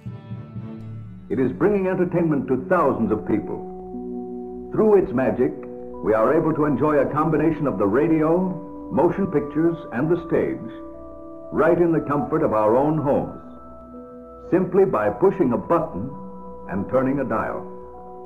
These cells with their electrical charges are scanned by a stream of electrons, completing 30 pictures a second. Compare that crude picture with these of today, and you can judge for yourself how far along the road to perfection television has traveled. Most people still today think that all entertainment to do with movies, drama, is therefore nothing more than their entertainment. It never ever was that case. Of course, television can't perform such miracles as this, yet. But perhaps there's no harm wishing that it could. The greatest social messages are promoted through movies and drama, high drama, through the fixation of emotive sequences, emotional sequences, not logical, factual sequences, but pushing points across in an emotional way which register and fix in the mind. So emotional content is very, very important, rather than going through an actual discussion or an argument using logic and facts. There's no debate. And when you're being downloaded through fiction, your guard is down, the censor part of your brain is not in action. It isn't saying, yes, I agree with this, I disagree with that, as you would in a debate or a lecture. You're actually in an alpha state, being completely downloaded with new ideas. Throughout history, social engineers have refined techniques designed to control large populations. About 100 years ago, this big organization with many branches, they wanted to rule the world basically using Britain as a nucleus of a system, an embryo, which also was going to be joined with the US under the Anglo-American establishment, wrote about the kind of culture and the changes of culture over a 100-year period that they would actually design, implement, and bring in. And H.G. Wells talked about it too. He talked about arenas. He says arenas could be put up across the world for sports, for instance. Now at that time, sports was something that children, school children were into. Adults became adults and got onto adult things. So it was unimaginable at the time that people could actually believe that There was even a need for adult sports and entertainment, never mind having arenas built across the world. But he said we can do this and foist basically a sports culture for the males. Using a tribal system, we're all tribal to an extent. That's why we even bother to vote for a tribal leader. This is well understood. That's why we're supplied with these leaders. And because the average man was to become more disengaged from his own destiny, as the expert class arose, it was decided that the males would get their outlet, basically, gradually becoming helpless as males through sports. Therefore, they'd have a tribal team they could identify with. They could cheer them on as they were winning. In their own personal lives, they were getting nowhere. They were getting disenfranchised, in a sense, as experts took over decision-making for them in all kinds of fields. So this was psychology at use, planned before they even implemented the sports. When radio came along, of course, they used that to the maximum. Sports for the men, soaps basically for the women, and then in came television, as I say, with its alpha state, its hypnotic state. And sure enough, around the 1960s, really, 50s and 60s, it took off. It really, really took off. And men became glued on Saturday nights to the sports shows. A culture industry, which is called by its own the culture industry. The Soviet Union had a department called the culture industry. Their actors and directors were called the cultural leaders, because they would, like a computer, people are like computers, all you have to do is keep giving them new updates every so often, and you can change an entire country or a nation or a block of nations who are all getting the same upgrades at the same time along certain paths. Today we call it political correctness. Most people want to belong to their peer group. They want to be the same as everyone else when it comes to opinions. In fact, they judge their own personal sanity by bouncing ideas off their neighbours and friends who will answer back and agree on these same topics in kind. It doesn't matter if the topics or what you're given are facts or utter nonsense, as long as everyone agrees at the same time. You'll say, well, I'm sane, and your friends will all agree because they've had the same information given to them. But they've been programmed, and I'm sad because I know that it's hard for people like that to take an interest, a serious interest in world affairs, to take a serious interest in what their elected officials are doing. And they're not going to be really inclined to study or discover the deception that's being used against them. And so I'm sad because I see all of that in a flash in my mind as being an indication of how easy it is for the masses to be manipulated. The scientific dictatorship understands what makes human beings tick. They understand our psychology. They've studied it, and they're using it against us. But the minute the public awakens to the fact that there is an agenda to manipulate them, and the second the public realizes that they are being conditioned and controlled, the establishment begins to lose that edge they've got over people. So all I ask viewers to do is to think for themselves and to study public relations, to study advertising, to study propaganda, and to realize how much of it is out there in their daily lives. And then make the decision for yourself. I just want people to think on their own and to not have their decisions and their thoughts and their ideas pre-packaged and basically downloaded into them. If it's on TV and a famous face says something, then it must be true. He doesn't have to show you facts or anything else. You've been brought up with these faces. That's why they keep these guys on television into their 70s and 80s. You've grown up with this father figure who's on television every night at 6 o'clock, in your house, in your room, staring right at you, and he's a father figure. Would he tell you a lie? So you naturally never suspect him. And this same man will lead you through new topics. He'll introduce experts on the topics. They'll have a little summary at the end of every talk, and you are now left with the conclusion that's presented to you. You don't arrive at it, it's given to you, and it's good enough for you. When I was growing up, people were talking on their front porches, neighbors were playing baseball, there were nightly barbecues. You don't see that anymore. We've lost our communities. You drive through neighborhoods, you see the blue glow of television sets. We're losing our humanity. So if you want to rebel against the globalists, the social engineers, start by turning the TV off a few hours a day and actually getting to know your neighbors, getting outside that comfort zone, expanding your horizons. By coming together as communities, by getting to know our neighbors, we defeat the social engineers. We're programmed today perfectly, just like machines.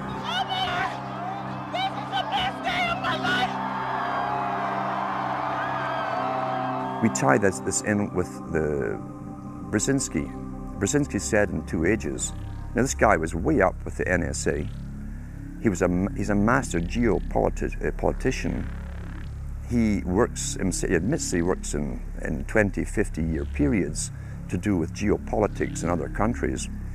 But he said himself, the public will shortly be unable to think or reason for themselves. He was meaning by the form of information that was given to them, the type, the formulas that were in use then in the 1970s. He says, eventually they'll be unable to think or reason for themselves. And eventually, he said, they will expect the media to do all their thinking and reasoning for them. Well, that's happened today. That's why people today can't think outside of the programming from television. Zbigniew Brzezinski, Obama's main foreign policy advisor, talks about how a cult of personality can be artificially manufactured to influence the masses. In the first months of my administration, to pull our economy... Oh, goodness. Sorry about that, guys. To pull our economy back from the brink, including the largest and most sweeping economic recovery plan in our nation's history. We're gullible, but we're also willingly gullible. We want a human being, a big daddy, to come along and make everything right for us. And as long as we believe that, we'll always basically get shafted.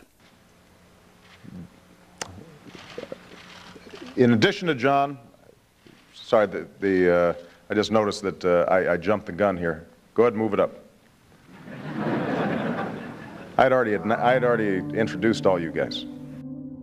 It's the presidential reality show. But when it became an Oprah production, it became slick. You don't have a president, you have an actor.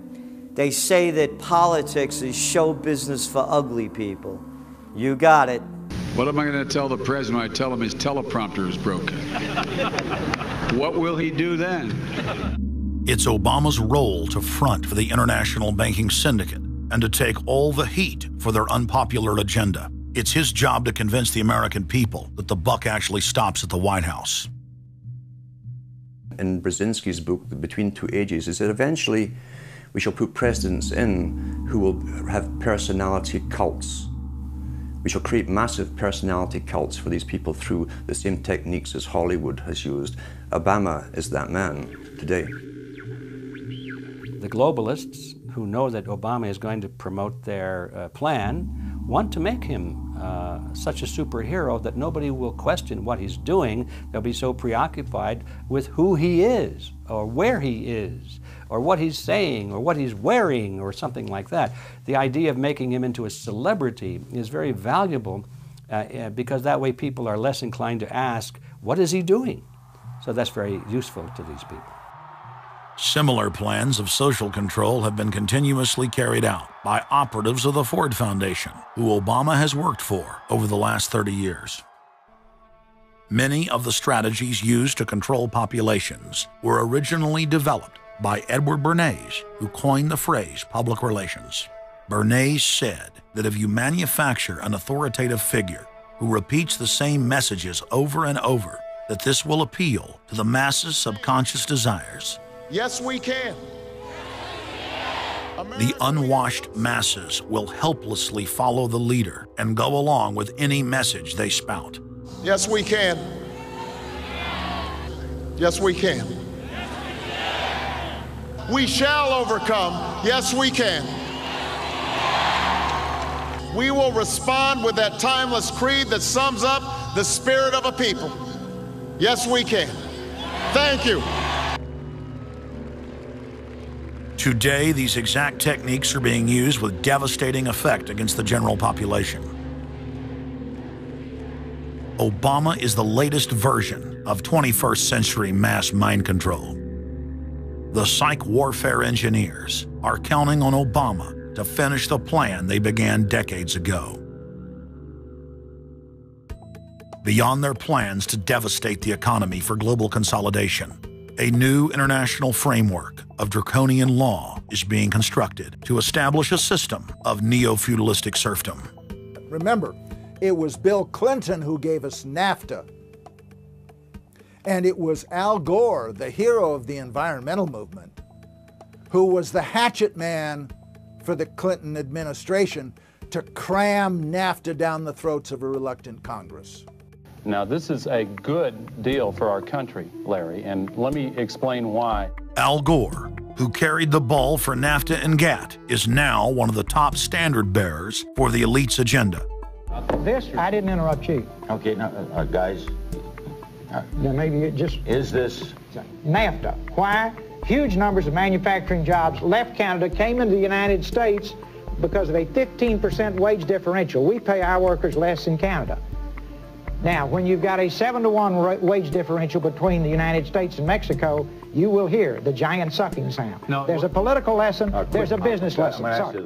He serves as the front man for the carbon tax cap and trade scheme, which will not only increase taxes on every American, but will also transfer our national sovereignty and rights to a tyrannical world government, all in the name of saving the earth.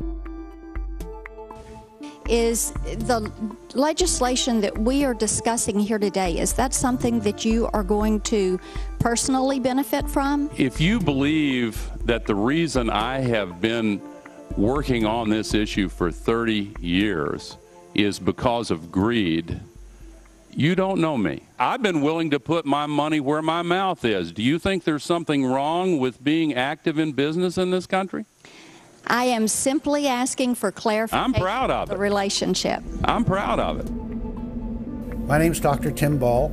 I'm a climatologist. I have a PhD in climatology from the Queen Mary College, the University of London, England. And I've been studying climate both with my 9 years in the Canadian Air Force, where it was essential to flying, and then after that at the university. So it's essentially been the whole theme of my career. Initially called climate skeptics. I said, but all scientists are skeptics. If you're not a skeptic, you're not a scientist. And then when that didn't work, then they came out with the charge that we were climate change deniers. And I remember when I was first called a denier, and it was in the Times of London and England. And of course, the word denier was clearly deliberately chosen because of the Holocaust connotations of that term. So it was not only a charge that you were ignoring the truth, but you were doing it in a very evil way. And of course, I laugh about that now because my whole career has been anything but a climate change denier. I've spent my career trying to educate people to how much climate changes naturally. So I'm anything but a denier, but of course that is part of the politics. Under the Nazis, there was something called race science. They had a lunatic theory of eugenics, the Aryan heritage, and all the rest of this. Absolute crackpot pseudoscience. There was no empirical measure or empirical test for the validity of those theories. They simply asserted them, and if you were a professor who stood up to them, then the Gestapo would come and take you away. We are perilously close to such a situation right now. Any academic, any other figure standing up to say the global warming theory of Al Gore is a piece of crackpot nonsense is in danger. You'd be fired from a government job, and in many universities, your job would be in danger. And of course, it's also part of what's called ad hominem, that if you can't defeat the person's argument rationally, you start attacking the person. And we see that with these terms, and we see it with Al Gore calling them flat earthers. Congressman, you began by denying that there is a consensus on the science. there is a consensus on the science. Well, you mustn't have been listening to our testimony that we've had for the last few days with dozens of experts that have come in who have given completely different views. Well, I would encourage you to go back and look at the testimony this committee's heard. There are people who still believe that the moon landing was staged on a movie lot in Arizona. And neither of us are one of those. And I know you like giving those cute anecdotes. This is not a cutesy issue. We're talking about something that can export millions of jobs out of our economy, out of our country. Richard Lindzen, an MIT professor of atmospheric physics, said it many years ago when he said the consensus was reached before the research had even begun. And then scientists like myself that stood up and said, hold on a minute, I got problems with it. Oh, paid by the oil companies, don't trust that guy. What the international scientific community is saying is correct. There is no legitimate basis for denying it. Now, you hear the consensus argument. Well, the majority of scientists.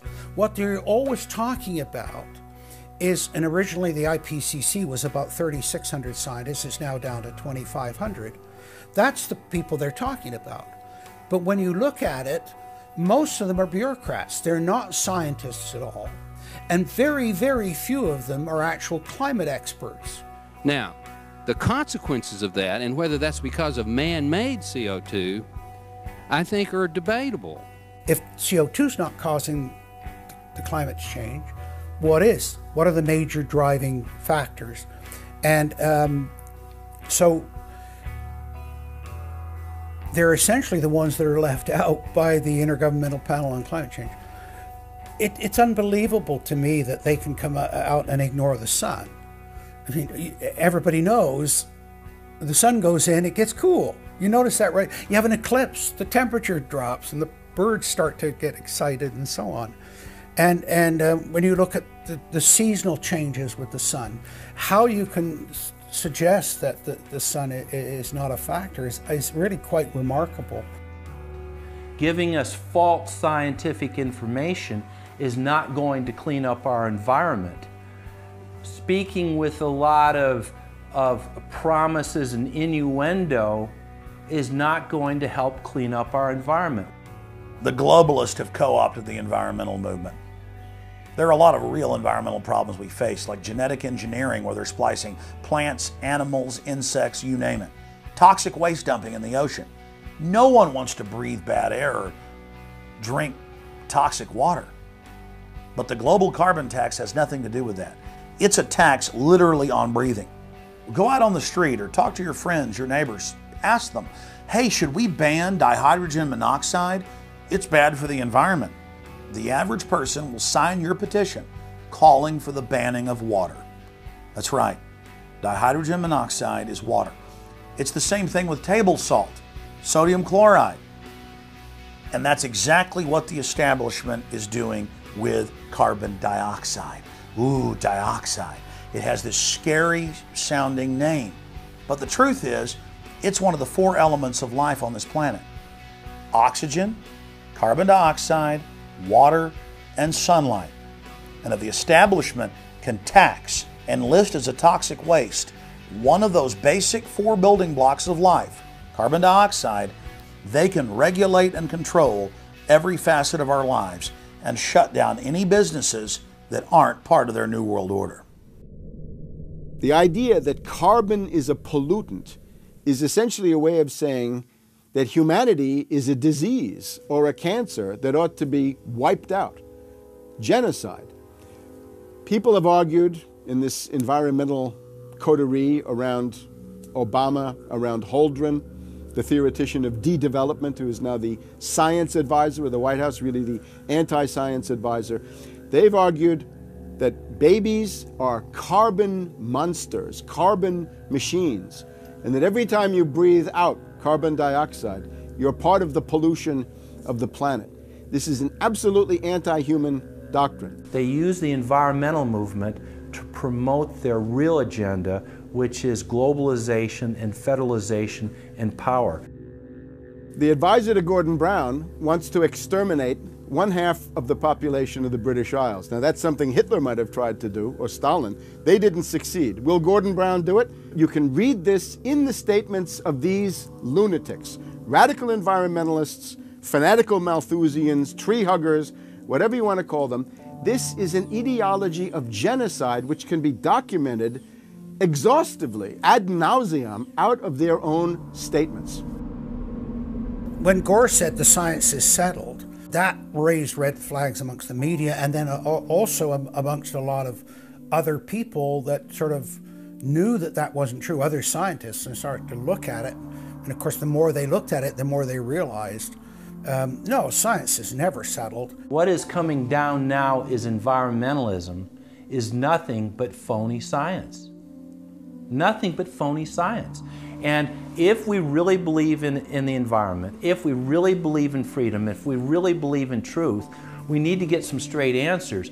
Now, the Kyoto Agreement, of course, was reached in the city of Kyoto.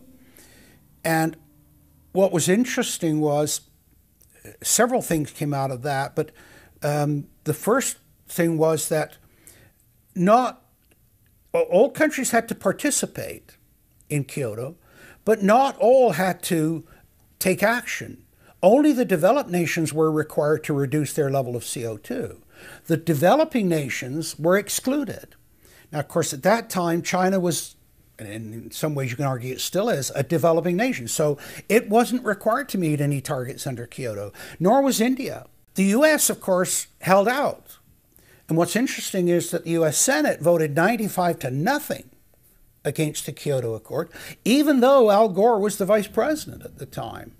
And lucky for him, he didn't have to cast a deciding vote. But so it was 95-0 against it, because the U.S. Senate saw, no, this is a socialist distribution of wealth. This is going to cost jobs and economy, and so they scrapped it completely. We're now told that you have to buy carbon offsets. In other words, if you have sinned by having a carbon footprint and by carbon emissions, you've got to buy a carbon offset, which is usually a scam. Somebody claims to have planted an acre of grass in the third world. It never happened. They take your money and laugh all the way to the bank. But they're telling you that in order to cleanse your guilt, you've got to buy a carbon offset. Talk about carbon polluters. You talk about them. It's my understanding that back in 1997, when you were vice president, Enron's CEO, Ken Lay, was involved in discussions with you at the White House about helping develop this type of policy, this trading scheme. And is that accurate? Is it inaccurate? It's been reported. I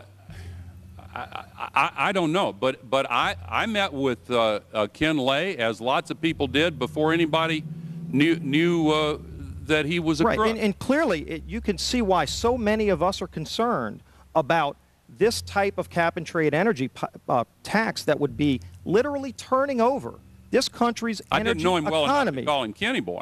Well, but you knew him well enough to help devise this trading scheme, and obviously we know what Enron and these big guys on Wall Street like Goldman Sachs, and I know you've got interest with Goldman Sachs. No.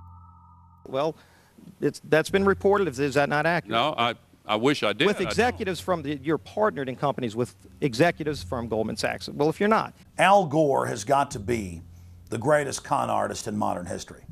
This guy claims he invented the internet, even though it's on record he's a liar, and he got away with it. He was the pitch man that successfully sold, as vice president, NAFTA and GATT, that's lowered the standard of living in the United States and Mexico and almost completely deindustrialized our country. Now he's saying you should pay him and his private company, set up by Enron, a carbon tax on breathing. Look, if you want to buy Al Gore's propaganda, go ahead. But before you do that, you should at least look into the claims he's making. There was a meeting in the White House in 1998 between Al Gore and Bill Clinton, Ken Lay, and Lord Brown. Okay, well, who were these people? Well, we know the president, the vice president. Ken Lay, of course, was the president of Enron. And Enron was a major, major player in the carbon credit, carbon trading. And in fact, stood to make an enormous amount of money out of it. And so it was part of I think, part of the collapse of Enron. And Lord Brown, of course, was the head of the largest oil company in the world. And they were looking to buy into this, as is happening now, where the energy companies are becoming the big promoters of, oh, we got to go green, we got to go to alternate energies and all of this stuff. They saw a business opportunity and leapt onto it, and one that would make them look green again. When it came time for the 1,200-plus page greenhouse gas emission and carbon legislation to be voted on, the Speaker of the House, Nancy Pelosi, would not let the Republicans, or even members of her own party, see the bill until minutes before the vote. Republican Minority Leader John Boehner engaged in a rare House filibuster and read shocking section after shocking section from the legislation. Now, I really hate to do this, but when you file a 300-page amendment at 3:09 a.m., the American people have a right to know what's in this bill and have a right to know what we're voting on.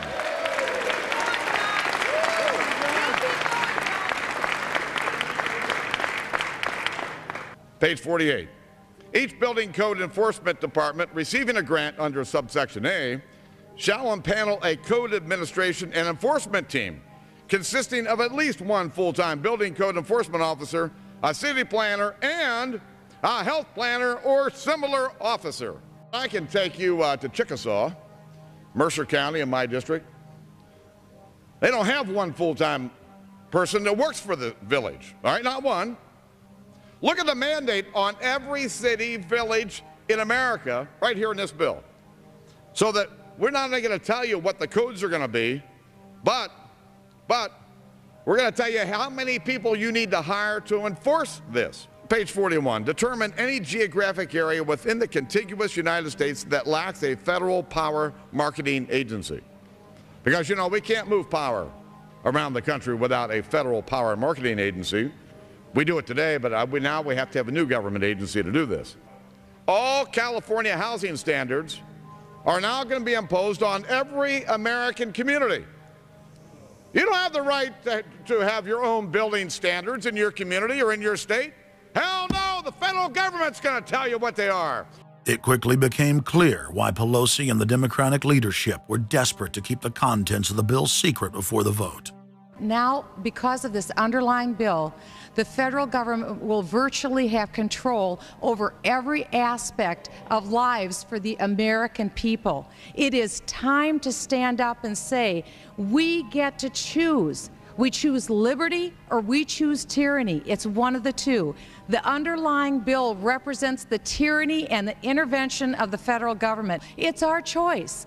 What will we choose today? Will we choose liberty or will we choose tyranny? And I know that we'll be facing the single moms that heard from last summer. They can't afford the gasoline bill. They can't afford the propane. You didn't do a great thing. You hurt some really decent families struggling, trying to make it, and this is going to be their death knell. It breaks my heart. I yield back. It is, of course, a carbon tax on economic activity, farming, manufacturing, real production here inside the United States. It would tend to shut down even those miserable remains of an industrial economy that we still have after the collapse of the Detroit automakers and their related subcontractors and so forth. Every home and business in the United States would be federally regulated and controlled. Mandatory home inspections will be carried out by federal inspectors, and it's all at the expense of the homeowner. In New York, they're called the environmental police. On this day, a surprise visit to a market in Brooklyn's Chinatown. And every day you're not in compliance, you face huge fines. Go to page 235. The Secretary may set and collect reasonable inspection fees to cover the cost of inspections required. So number one, they can come in, the federal government can come in and inspect your house and send you the bill. And if they find that you're out of compliance with this new federal code, the Secretary shall assess a civil penalty for violations of this section. And then further, going to page 236, each day of unlawful occupancy shall be considered a separate violation.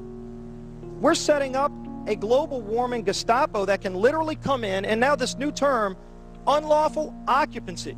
So now living in your home is considered unlawful under this bill. This is ludicrous. Worst of all, carbon czars in more than 35 federal agencies are given unlimited dictatorial power to tax all forms of carbon and carbon emissions. The Commissar Green Police openly brag that they will have the power to selectively enforce the new edicts on a case-by-case basis. It's funny because when I tell people what I do for a living, the first response usually is, "You're with the environmental police?" There is no environment in New York City. With this new power, the green mafia can take over the entire economy through selective enforcement. We know, Madam Speaker, that this national energy tax will cost the American people $2 trillion. We know that. We know this will result in a loss of 2.5 million jobs every year for the American people. We know that. We know this will result in a reduced standard of living for Americans. We know that. What is the point and what's the benefit? The same central banks that have stolen more than $50 trillion from national treasuries across the planet are now creating a new derivatives fraud through the cap-and-trade carbon tax system that dwarfs their previous Ponzi schemes. We've just watched a financial meltdown in this country, the likes of which hasn't been seen in some time.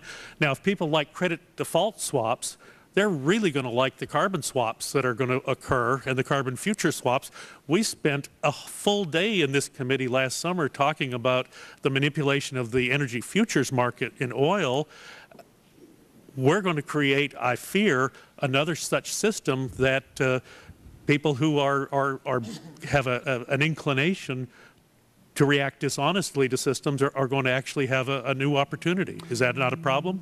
A select group of central banks are lobbying for the same legislation to be passed worldwide. Once the so-called green economy laws are in place, only global megacorporations and their subsidiaries will be allowed to do business. Van Jones, Barack Obama's first green job czar, has stated repeatedly on the record that the new green economy is only a cover for a complete revolution against capitalism and the total redistribution of wealth. But what Van Jones doesn't tell his sad followers is that the elite are bragging that the modern green movement was designed from its creation to destroy the middle class and transfer all wealth into the hands of a super elite. They're not doing this to uplift the poor. No, the goal is to enslave the planet and usher in a new dark age. Every nation on Earth is in the process of, or has already passed, its own set of carbon tax laws and regulations. If their plan is successful, every nation on Earth will not only pay tribute to the powerful world government, but every facet of human life will be regulated by the technocratic global planners. Under the carbon tax scheme, China, India, Mexico, and over 150 other nations are exempt from the global tax system. You see, the bankers already own and control the third world. Their final target is the middle class of the West. Once they've dismantled the economies of the United States, Europe, and Japan, they believe no one can stand in their way. In short, the New World Order is a global corporate takeover. In their global corporate state, there is no room for individuality, sovereignty, or independence.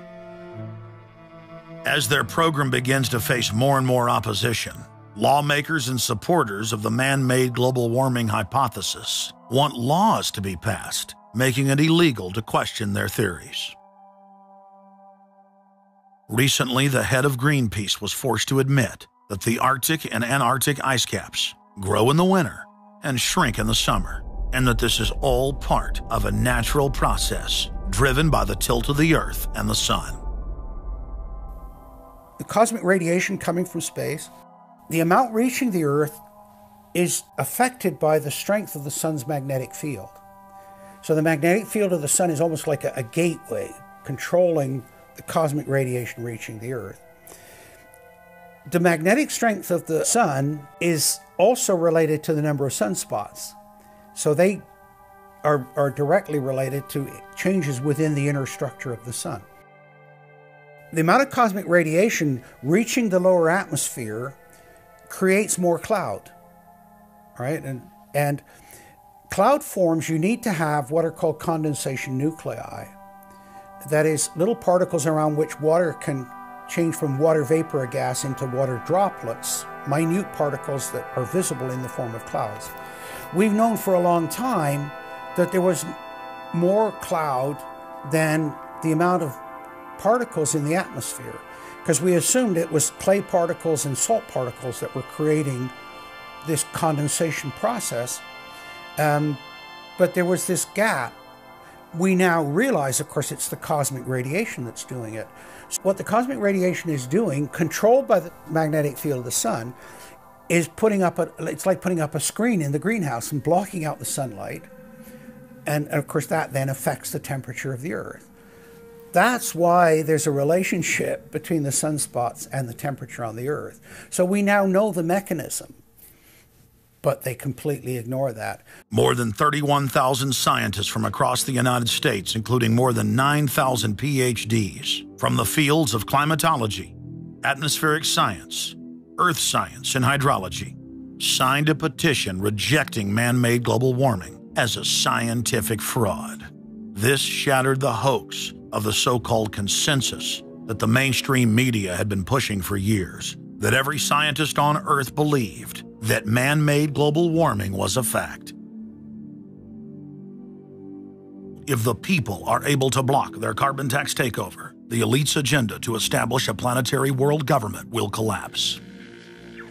To force their unpopular agenda upon the planet, the controllers are racing to complete the construction of their police state control grid. Borrowing from tactics used in the past by communist, fascist, and other totalitarian regimes, every form of classical textbook tyranny is now being implemented in the West. In the United States, the central government is federalizing local police. State and local officers are in a great position to collect important information on terrorists and their allies, and the Terrorist Screening Center stands ready to help you. This video, produced by Homeland Security, is required viewing for all departments in the U.S. And with the teamwork of local, state, and federal law enforcement, we have an excellent opportunity to see the picture and solve the puzzle before these terrorists can strike again. State, county, and city police now take their marching orders directly from DHS and FEMA. The videos and training manuals turn peace officers, once guardians of the Republic, into secret police. See way down there? There's a woman taking photos of the dam. Someone called 911 and reported a suspicious person. As you guessed, she's gonna be a Category 3 hit. And since it's very important that we don't let her know that we know, both the dispatcher and the officer need to make sure she doesn't hear the radio traffic. Stand by. If I could ask you to wait right here, please. Sure. Everyday items and activities are listed as proof that you are sympathizing with shadowy boogeymen of terror. Of course, he's going to keep his eyes open for anything interesting or unusual in the car. That would include cameras, binoculars, video equipment, GPS, maybe things like sleeping bags that suggest they're living out of the car. From their inception, Homeland Security and Northcom were set up to dominate the people and the states, not to fight the CIA-created Al-Qaeda. Patriotic members of the military and law enforcement, at great risk to their lives and careers, have sent this filmmaker federally and internationally produced law enforcement manuals, textbooks, documents, and videos. The MIAC report, distributed to Missouri law enforcement, lists gun owners, libertarians, constitutionalists as potential terrorists. The federally written document went on to list Ron Paul, Bob Barr, and American flag bumper stickers as dangerous paraphernalia linked to white supremacists. Even before 9/11, FEMA was quietly indoctrinating local police to have a hatred of the Founding Fathers and everything our constitutional republic stands for. Who was the first terrorist organization in the United States? Who? Founding Fathers. Founding Fathers. You mean Thomas Jefferson? Oh, yeah. You mean George Washington? Oh, yeah. Paul Revere? Yeah. These guys right here, let me ask you something. Did they try to scare people? Oh, yeah. They tried to intimidate the British. Did they use acts of violence? Your founding fathers, my founding fathers, were involved in acts of terrorism against British officials because they systematically had British officials assassinated. In the old Soviet Union, Nazi Germany, and Maoist China, the police's main job was not fighting crime. In totalitarian forms of government, the police are political enforcers, or commissars as they were known in Russia. It's their job to spy on the public and to intimidate the exercise of free speech. Once a climate of fear has been achieved, the public begins to self-censor, to shut down. Once the people have been intimidated to withdraw from the field of intellectual battle, the tyrants have a free hand to expand their oppression and looting of the helpless serfs. The average man and woman is in a trance. They get home from work, they don't even talk to their children. They turn the television on, and they let those corporate messages set the agenda in their lives. If we want a revolution against these social engineers and the scientific dictatorship, we have to start getting back to basics, having barbecues, knowing our neighbors, loving our husbands and wives, spending time with our children, and getting back to real human culture. This false corporate culture has been superimposed over our daily lives. The public is literally under a trance. We have to somehow reach out to them and break them out of this trance. And as the globalists destroy our standard of living and bring in their police state, a lot of people are beginning to wake up and realize that what they've been told all their lives was a lie. But it's essential that we, the people, are there to reach out to our fellow Americans and our fellow human beings and show them the truth. But the scientific dictatorship needs more than just a secret police network to carry out their plan. Citizen spies at every level of society have been recruited to keep their eyes and ears focused on everything their neighbors and co-workers are doing and saying. More than 50,000 private sector executives have been recruited by FEMA to secretly serve as deputy FBI informants under the InfraGard program. Now there are more than 75,000 preachers serving FEMA in the clergy response teams. Internal FEMA documents reveal that the majority of America's pastors now serve as agents of the shadow government. They are even instructed on how and what to preach. And as KSLA News 12 Jeff Farrell discovered, the clergy would help the government with potentially their biggest problem, us. From my cold, dead hands. Charlton Heston's famous declaration captures a truly American value, the overarching desire to protect our freedoms. But gun confiscation is exactly what happened during the state of emergency following Hurricane Katrina in New Orleans. U.S. troops also arrived, something far easier to do even now thanks to last year's elimination of the 1878 Posse Comitatus Act. That forbid U.S. troops from policing on American soil. If martial law were enacted here at home, public fears and quelling dissent would be critical. And that's exactly what the Clergy Response Team, as it's called, helped accomplish in New Orleans. Jeff, the primary thing that we say to anybody is let's cooperate and get this thing over with, and then we'll settle the differences once the crisis is over. Such clergy response teams would walk a tightrope between the needs of the government versus the wishes of the public. In a lot of cases, these clergy would already be known in the neighborhoods in which they're helping to defuse that situation. For the clergy, one of the biggest tools that they will have in helping calm the public down or obey the law is the Bible itself, specifically Romans 13. Because the government is established by the Lord, you know, and that's what we believe in the Christian faith. That's what's stated in the Scripture. They prepare their flocks like sheep to the slaughter for gun confiscation, forced inoculation, and they tell them that it is a blessing to have their families broken up and put into FEMA camps. Irland, Frankreich, Portugal, Spanien, die Schweiz, Liechtenstein, Luxembourg, Polen, Ungarn, Romania. Adolf Hitler bragged that his most powerful domestic tool, used by the Nazis to control the people, was the servile clergy. And his favorite Bible verse was Romans 13, render unto Caesar. Either you are with us or you are with the terrorists. The scam was launched as a simple bait and switch. The government recruited the public by telling them that they were needed in the fight against Al-Qaeda. But from day one, over 90% of their training and operations focus on demonizing, surveilling, and harassing anyone who stands against their takeover. The Department of Homeland Security calling on firefighters to take on a new role in the war on terror. The idea to be the eyes for the U.S. government when they're inside a home. Now, unlike police officers, firefighters don't need a warrant to go into private houses. And critics say that's where things get sticky. Cable company repairmen, truck drivers, maid services, and hundreds of other professions that go inside homes and businesses without warrants are now on the government's payroll as citizen snitch spies. But Big Brother doesn't stop there. Children are being indoctrinated inside the public schools nationwide to spy on their parents. You can give information without having to give your name. You guys can get paid for good tips up to $200.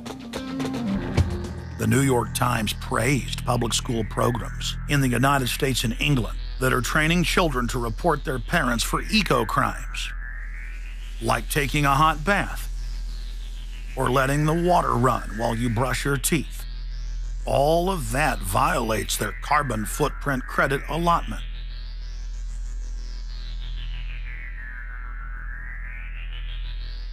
Check it out, check it out. And that's where we come in. We're the carbon cops and we're on the lookout for energy wasters. Our job is to get all Australian households to cut their carbon emissions. So Carbon Cops is a program that looked at energy use in a domestic sense. We went into people's houses and got them to reduce their energy use by 50%. Sadly, the Boy Scouts of America have now contracted with the Department of Homeland Security and are now training more than 20,000 Boy Scouts in anti-terror urban warfare mount training. The federal grants are very specific. The Scouts are trained to carry out seek and destroy missions against disgruntled veterans of the U.S. Armed Forces. Good evening, everyone. Homeland Security is enlisting some unlikely new recruits to fight terrorism and help with other emergencies. The Girl Scouts. Girl Scouts across the country and here in East Tennessee are now taking part. 9-year-old Elise Murphy has already earned a lot of Girl Scout patches. And now, every member of the 3.4 million Girl Scouts of America is now being trained by the Federal Emergency Management Agency to aid and support Homeland Security in disaster and anti-terror operations. One of the things that if you talk to our generals, they are desperate for is a civilian counterpart to our military forces. Everybody somewhere between the ages of 18 and 25 will serve 3 months of basic training and understanding in a kind of civil defense. So is this compulsory then? Well, you have to, in the sense, it's required of everybody, 18 to 25, 3 months, and at some point at that point you do it. Creating citizen armies in one way is, it's disgusting, because what you do is you get young kids and you can mold their minds easily. And we saw them chanting and crying, and they'll follow any leader, whether it's in a black shirt, a brown shirt, a red shirt, whatever the shirt might be. Another branch of Homeland Security, the Corporation for National and Community Service, is setting up literally hundreds of other private uniformed youth groups. The White House has introduced legislation to establish forced national service for all Americans between the ages of 16 and 64. In 2008, the North American Military Governorship, known as NORTHCOM, announced that they had deployed 4,000 regular Army troops inside the United States to deal with civil unrest because they knew that their offshore masters were about to rob the United States blind. In 2009, the Pentagon requested funding from Congress to deploy 379,000 military personnel in thousands of communities across the United States. And now, legislation has been introduced in Congress to expand a system of FEMA concentration camps across the United States under the National Emergency Centers Act, H.R. 645. The Republic is hanging by a thread. The last vestiges of our free system of government are being swept away. You know, you got time to watch baseball, you got time to watch football, you got time to entertain yourself, but I think a knowledgeable public we're losing, and we've got to get people back on track to paying attention, because if you don't pay attention to your government and what they're doing, you're going to pay some dire consequences for it. Unless we become active and become influential in the power centers of society, there's nothing we can do about it. Just knowing about it is not enough. And as long as we are given at election time an option between the Republican candidate or the Democrat candidate, both of whom have been selected by members of the Council on Foreign Relations and both of whom have the same general policies, that's not going to change anything either. So the real issue is, so what? And the answer is we've got to recapture control of the power centers of society. The people have a decision to make. Our nation has been seized in the jaws of a global corporate takeover. The Republic is passing into history. We're losing our freedoms.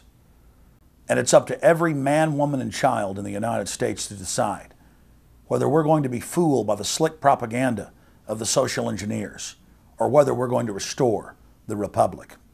The values expressed by our founding fathers and the Declaration of Independence and other documents are very important to these times, and it's now our chance to manifest those documents. Now is the time for all good men to come to the aid of their country, because the country is being stolen from us in broad daylight. Not only stolen metaphorically, but financially as well. The numbers don't lie. The American people, having been educated as to the truth, then have to rise up and demand and get a government that starts serving them. We need a change, and it isn't going to come from Democrats and Republicans. It has to come from the American people. Dissension is the greatest form of patriotism, and I believe that. Because if you don't hold your elected officials' feet to the fire and pay attention, you are going to get bad government. So it's imperative for all of us. It's our job as citizens of this great country to pay attention. This is our last chance to not relive history. Hundreds of nations have fallen to tyranny in the last century alone. America is a prize coveted by the despotic megacorporations that now dominate our planet. If their world government is truly to rise, freedom and the republic for which it stands must fall. Now is the time for all good men and women to come to the aid of their country. One of the greatest events in history is taking place before our very eyes. For many generations into the future, our progeny will look back on this time as either a place where humanity rose to the challenge and made a stand against the forces of darkness, or as a time when the planet fell into the grip of a merciless high-tech tyranny.